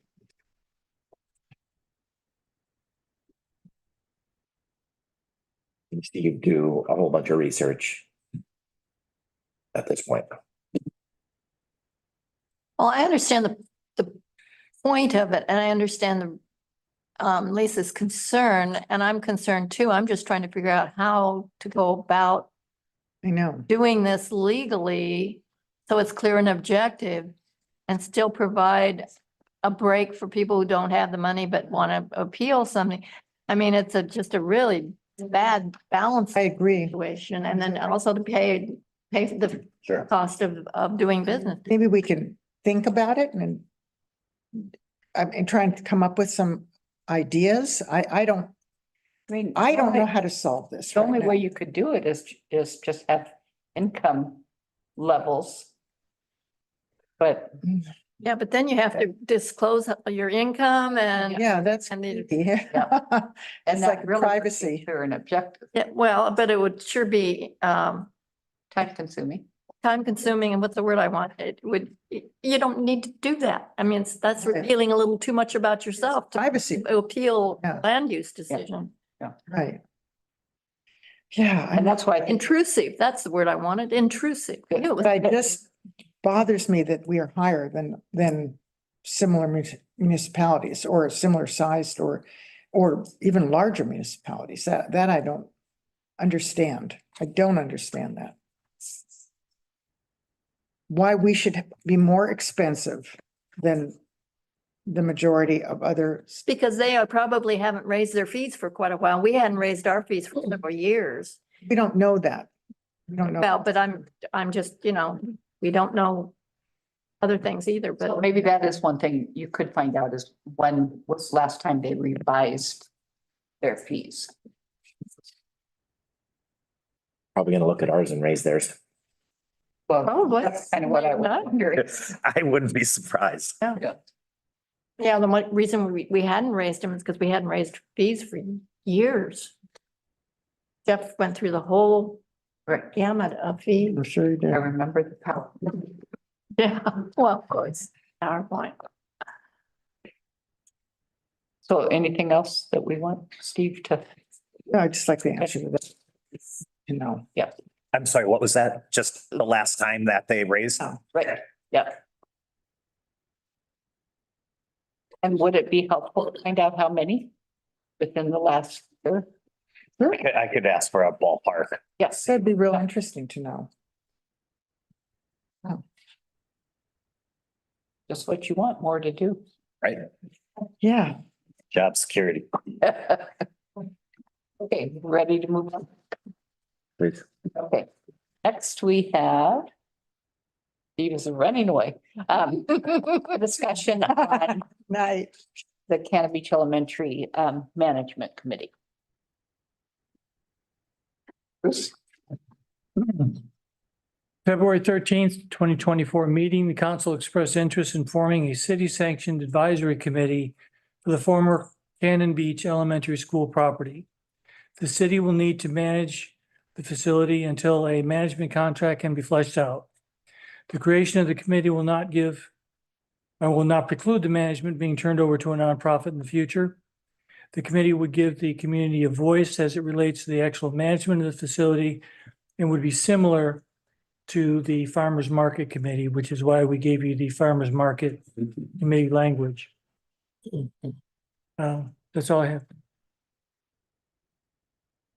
So when some of us were around before the farmer's market existed, and I was trying to think how long before the actual first farmer's market, before the farmer's market opened, how long a committee was in existence. Not very For long, that, not very long. which, because Kristen Albert Mhm. kind of spearheaded the whole thing. Yeah, I think they started at the beginning of the year, maybe February or so, and we had the first market, I think, in July or June. June, middle of June. Yeah, Yeah, so it wasn't that long, but it was a lot of discussion, right. a lot of meetings. Lots of battles. Yeah, oh, yeah, flowers. Flowers. Should I bring up? I think Flowers and art crafts. in this case, there's probably a lot more Oh, yeah. More than that- flowers. that needs to be addressed, you know, in a lead up to the facility being ready to go. Would this committee be formed like, you know, like all the other like boards and commissions where you have people apply and then the council votes on? Most likely, because it would be a council appointed. This is the farmer's market. And the committee would report to the council. Okay. And just to go back, so the city is going to run the elementary school in the beginning. That was the last I'd heard. Hire the director and probably any other additional staff. Yeah, we'll have to. And then they will answer to a committee. And then ultimately to the council. Or advisory committee. There'll be an advisory committee that will weigh in on. Okay, so I'm so unclear. Where's the nonprofit come in? When and where does that come in? That's later A on. long, I mean, a while. It will come in when and if we wanted to, when a management contract can be fully fleshed out. That meets the requirements of the bond. The tax exempt bond. So that, yes, so the tax exempt bond. Right. Okay. And that's the reason we're going the city department versus. Right, but nonprofit. I guess I'm still curious, where in the tax exempt bond language does it say that we can't have it as a nonprofit? It was a cost factor. Remember? It was. Remind me. It had to do with a third party operating the facility. And that would make it more expensive. Yeah. Right. Okay. It would remove us from 30%. our tax exempt status for the bond. Okay, so So we have to do it this way at this point. Right. Okay, well, we have to hire staff directly through the city. And I think the idea behind this provides some of that more community involvement that people want to have. I mean, some people still are not going to be satisfied. well, no, I just heard from some citizens that they were very concerned because they wanted it to go right to a nonprofit because they thought that that would give the citizens more control. I actually think it gives them less control because the meetings aren't public for a nonprofit. You don't have to have input from the community at a nonprofit's board meeting. This way, you would have input. It would be open and transparent. You could request records. You could do anything you wanted to get it out in the open, what was going on. Whereas the nonprofit is actually much harder to exert community control. Yeah, and this does not even preclude the city continuing to operate it as a city program and having a nonprofit in place to work in support of it, which is Friends of Haystack Rock. Example. But those are decisions that we will be making at some point. Yeah. I just think it's interesting to me that a lot of citizens seem to think, and I understand it because I kind of had that kind of frame of mind too, that a nonprofit provided more community input when actually upon doing a bunch of reading, I realize it doesn't. Right. Well, that's a very good point, Lisa. I mean, but I'm still very much in support of eventually getting this turned over to a non. Well, so you can apply for grants, et cetera, et cetera. Yeah, I mean, that's really important. Yeah, I've always, I mean, in a sense, a friends group could do that function even without it being, but it's not like I'm opposed to it. But I did have serious concerns about being able to jump in and start a nonprofit and have them up and running and up to speed and operating professionally the way, we hope things will be. I had, as far as the packet, we included the Tourism and Arts Commission stuff. And I think that the makeup of the committee with the Tourism and Arts Commission under item C, it emphasizes background in public relations and marketing and advertising and tourism.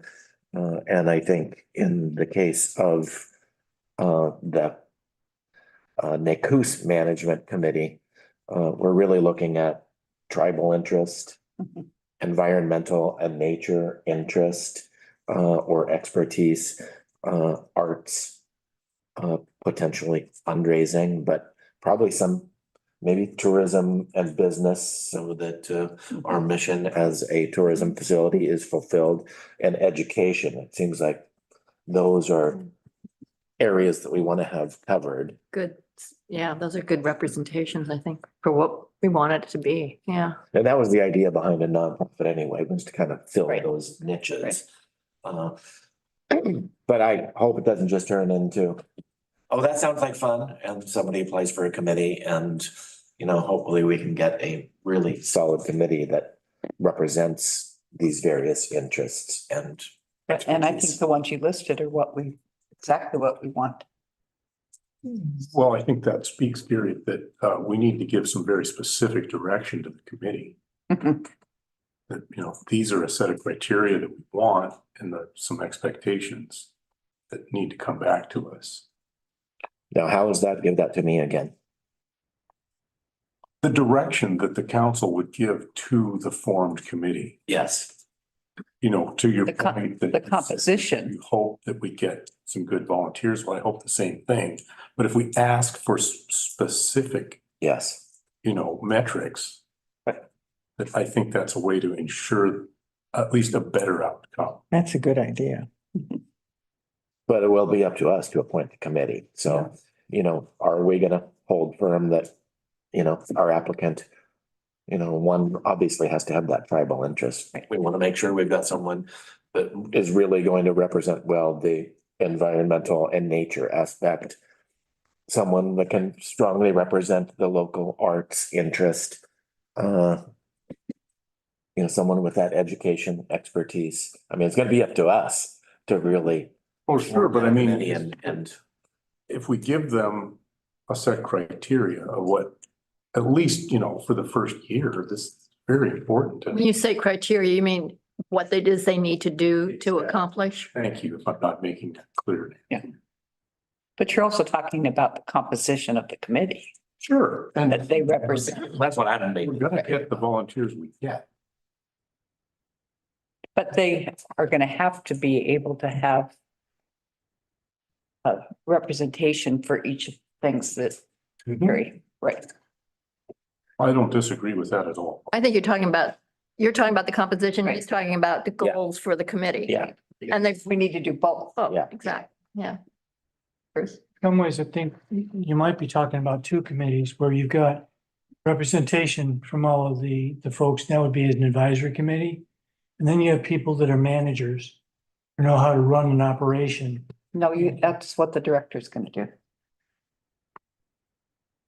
Huh? You're going to have a director of a staff member, a city staff member that will be the director. Okay? Well, And the committee's going to advise. Just like, I mean, Advise you. right. Advise. What is your vision of what this is? what I would like to see or what I think I'm seeing or No, I'm what you hearing. would like to see. That if you're going to have if you all are going to appoint a committee, I think that committee is subject to all the sunshine law things and everything that everybody else is. It's all open meetings. Two people can talk, three can't. Right. Just like the farmer's market. Right. Committee. So you've got that. I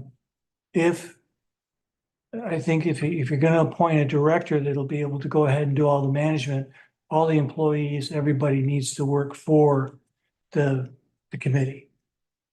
Okay, but are you anticipating hiring, we have a farmer's market manager, for instance. Are we gonna have a NACOO center manager? I think, I don't know if we do or the 501c3 has it. But we aren't Have the 501c3. creating that yet. Okay, where my concerns are is that if you're gonna have a committee, then I think that the committee should report to the council. Say, this is what we think needs to happen there, whatever. You provide direction to the manager, the director works for the manager. If we're gonna get to where a group is working, there's a director reporting to a subgroup of the council. No, No.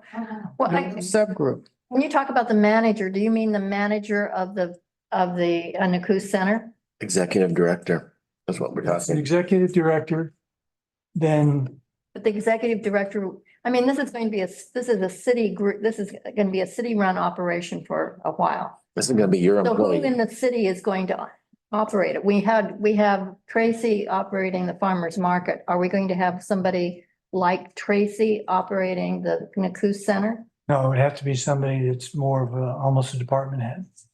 Okay, so is somebody going to be hired to do that, or is it going to be somebody who that's within the city? I'm still listening to what, some of the ideas are.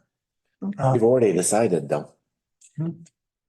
We've already decided because of the bond that you are hiring an executive director.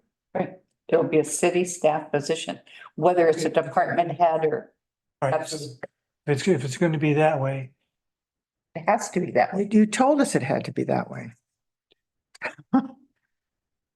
what I'm saying is that if you've got very blurred lines of responsibility. If it's going to be somebody that you appoint, so that's why I'm saying it's a subcommittee of the council or the council. Then do I work for them? does the manager work for them and not for the city? I don't see the difference between what we're talking about and the farmer's market. Yeah, I don't either. You've got a paid staff person that you supervise and, No, and and they, they have no employees. And they have, But that's going to be a difference between the farmer's market and. but they have an advisory committee that the department head listens to. An advisory committee. Like the Parks Committee with Karen being the liaison Yeah, between the it's- yeah. Parks Committee and the city. So we needed to have a liaison representing the city, working with the committee. Am I, And that would be Right. the director. yeah, Just like Public Works. Director and assistant director help the Public Works Committee and the Parks and Community Services So Committee. our NACO's executive director is the staff member that is involved in the advisory committee meetings for NACO's. Right. And they hear about directions that the advisory committee is recommending. But they run the program under your supervision. it would be like Kelly and the Friends of Haystack Rock, it's the same kind of thing. Where Sure. Kelly works for the city, but she's in, they give you, contact. A little but less. they provide no direction to the Haystack Rock folks. I think the farmer's market's the. Farmer's market's most probably better. obvious. Yeah, it's better than, yeah, because we don't have a committee. That's the model that I think we should follow. Yeah. Well, Bruce, I mean, I certainly appreciate it if there are specifics in that model that you don't see as a good fit for the city, please make them known to us. I will, and I appreciate that. I'm just now understanding better what you're talking about, using the farmer's market model, that kind of thing. But what I'm looking for is to make sure that there's if I guess the farmer's market model is a good one, that it's somebody that works for the manager, but is advised by a committee that's appointed by the council. Right. Yep. All right. Okay. Okay. That enough direction? I guess my question is, has there been any money put in the proposed budget for somebody to work with the committee on? I mean, is there At what point in our fiscal years do we anticipate hiring an executive director for NACO's? Not the fiscal year budget that we're going to start having meetings on in May. There's nothing in there, doesn't mean that we couldn't put somebody for part of a year. Right. I think that would be a good idea. Yeah. You're still I time. think we're going to want to have this position filled before the building's complete. Yeah, and be working with hopefully this committee and figuring out curriculum and exhibits and. Yeah, so we could put some salary in there.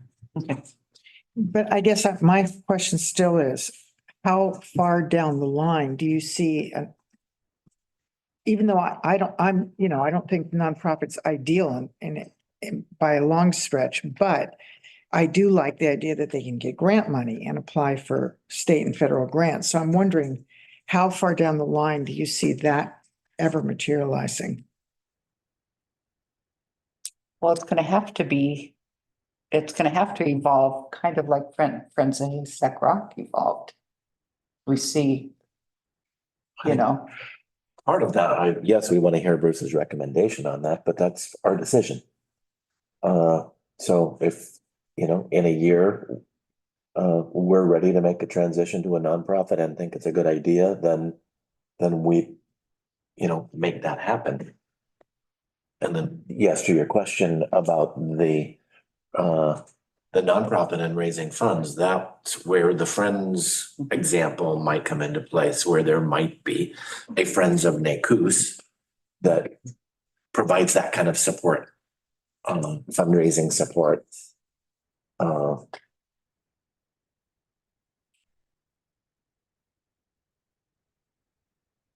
Think about that. But in order for that to work, you're gonna have to have an engaged group of citizens that want to do that work. Yes. You know, it's not easy. No. Raising money is not easy. No. Writing grants, Yeah. writing grants for something like this facility. I mean, there are quite a few grant possibilities out there, so. And that may be the job of the executive director, but, and it will limit some of the grants that are going to require a nonprofit where the city would not qualify. So Well- it's something to be looking at for sure. Yeah, a lot of grants wouldn't qualify. But there are some that would. But not enough. Does having a city staff director preclude us from working with a nonprofit? It depends what the role of the nonprofit is. If the director works for the nonprofit, then yeah, and I see Barb saying no, but if I'm just trying to answer. Don't go there. They wouldn't work for the nonprofit. Okay, right, then, what was the question? The director that is a city employee. Right. Does anything preclude them from actually working in conjunction with a nonprofit to maybe seek out grants and that type of thing? No, there's nothing. Okay. Right, so, yeah, there could be a third party, nonprofit, or it could be a friends kind of group that works with a mutual operating agreement, like, Friends does. Right. I mean, I see real benefits to being able to do that, and that should be a model that actually works. I don't know. I don't think there is any kind of an operating agreement between friends. There is. I think there is. Sure. Yeah. We revised. Yep. I revised it 2 years ago. It's been revised since you've been there, here. Yeah. Yeah. And anytime there's an allocation of funds, you guys write another MOU. MOU, yeah. Right.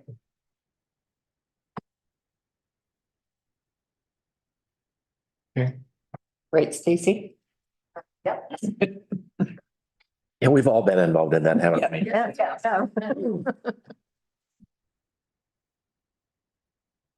Okay, we ready?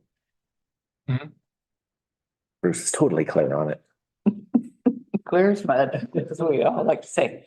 Okay, the last item is the Pledge of Allegiance discussion. And if you think back to why we put this on the agenda, I received one letter from one citizen asking us why we didn't say the Pledge of Allegiance. And we said we would discuss it at a meeting, and this is the meeting we're going to discuss it. So here we are discussing. I do know from a fact, because I have attended a Seaside City Council meeting, that they start their meetings with the pledge. Yes, they do. And Nancy, in your newspaper reporting of the other city councils in the county? The only other ones I've attended were Gearhart and Seaside, and Seaside did, but Gearhart did not. That I remember. I don't think they did. And in any other city that I have ever covered, which has been a lot, or county commission or whatever, would have been a lot. Very rarely did I encounter a city that did. There have been some, but not that many. Guess the question for me is not, why don't we? Why would we? Yeah, that's, I don't want to do. So. Again, I don't think it's important that we do. It's critical for us to do that. Yeah, I just don't. Okay, but I promised the citizen. No, I understand it. I guess I can't think of a reason why to do it. That's my problem. Well, As we worry about Brandon being a socialist.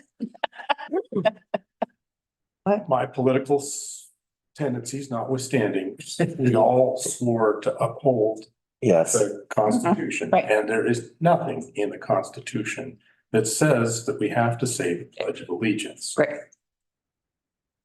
It's a choice. And I agree with all the comments that have been made so far. I especially agree with the comment made by Michelle. Yeah. That Yeah, I thought you had some good points. you have a right to not participate. Mhm. And to force people to do that against their wishes, I just can't. Yeah. That does not sit well.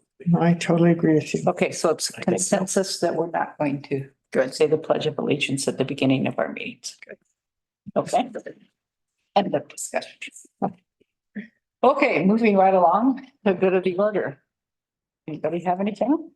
I was wondering, who all is planning to attend, if we ever get out of here, who all is planning to attend the Chamber's municipal and public sector event I am. and this is, tomorrow? Tomorrow at 2:30. this is clarity of place. 5:30.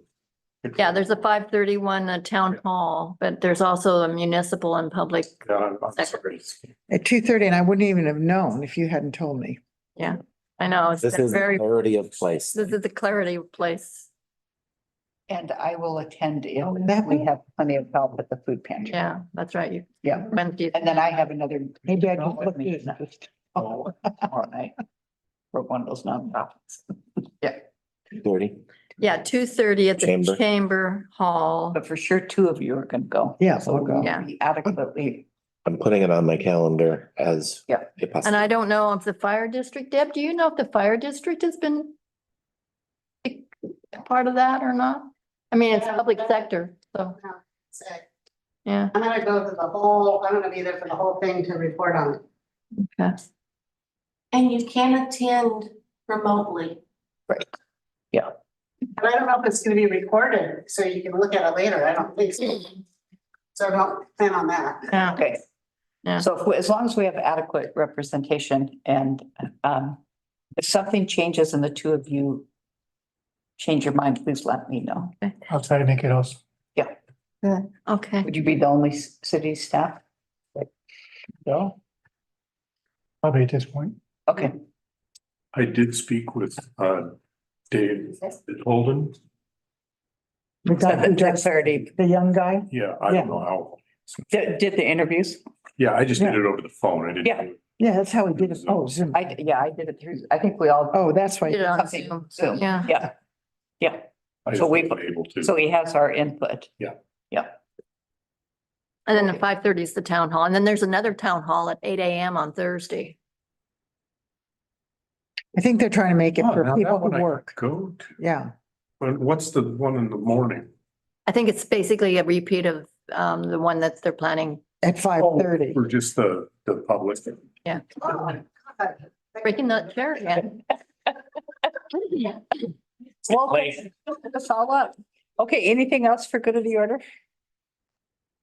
We had a good copy with the counselors on Monday. We did. Lot of subjects. Yep. And a lot of people. Yeah, quite a few people too. Yeah.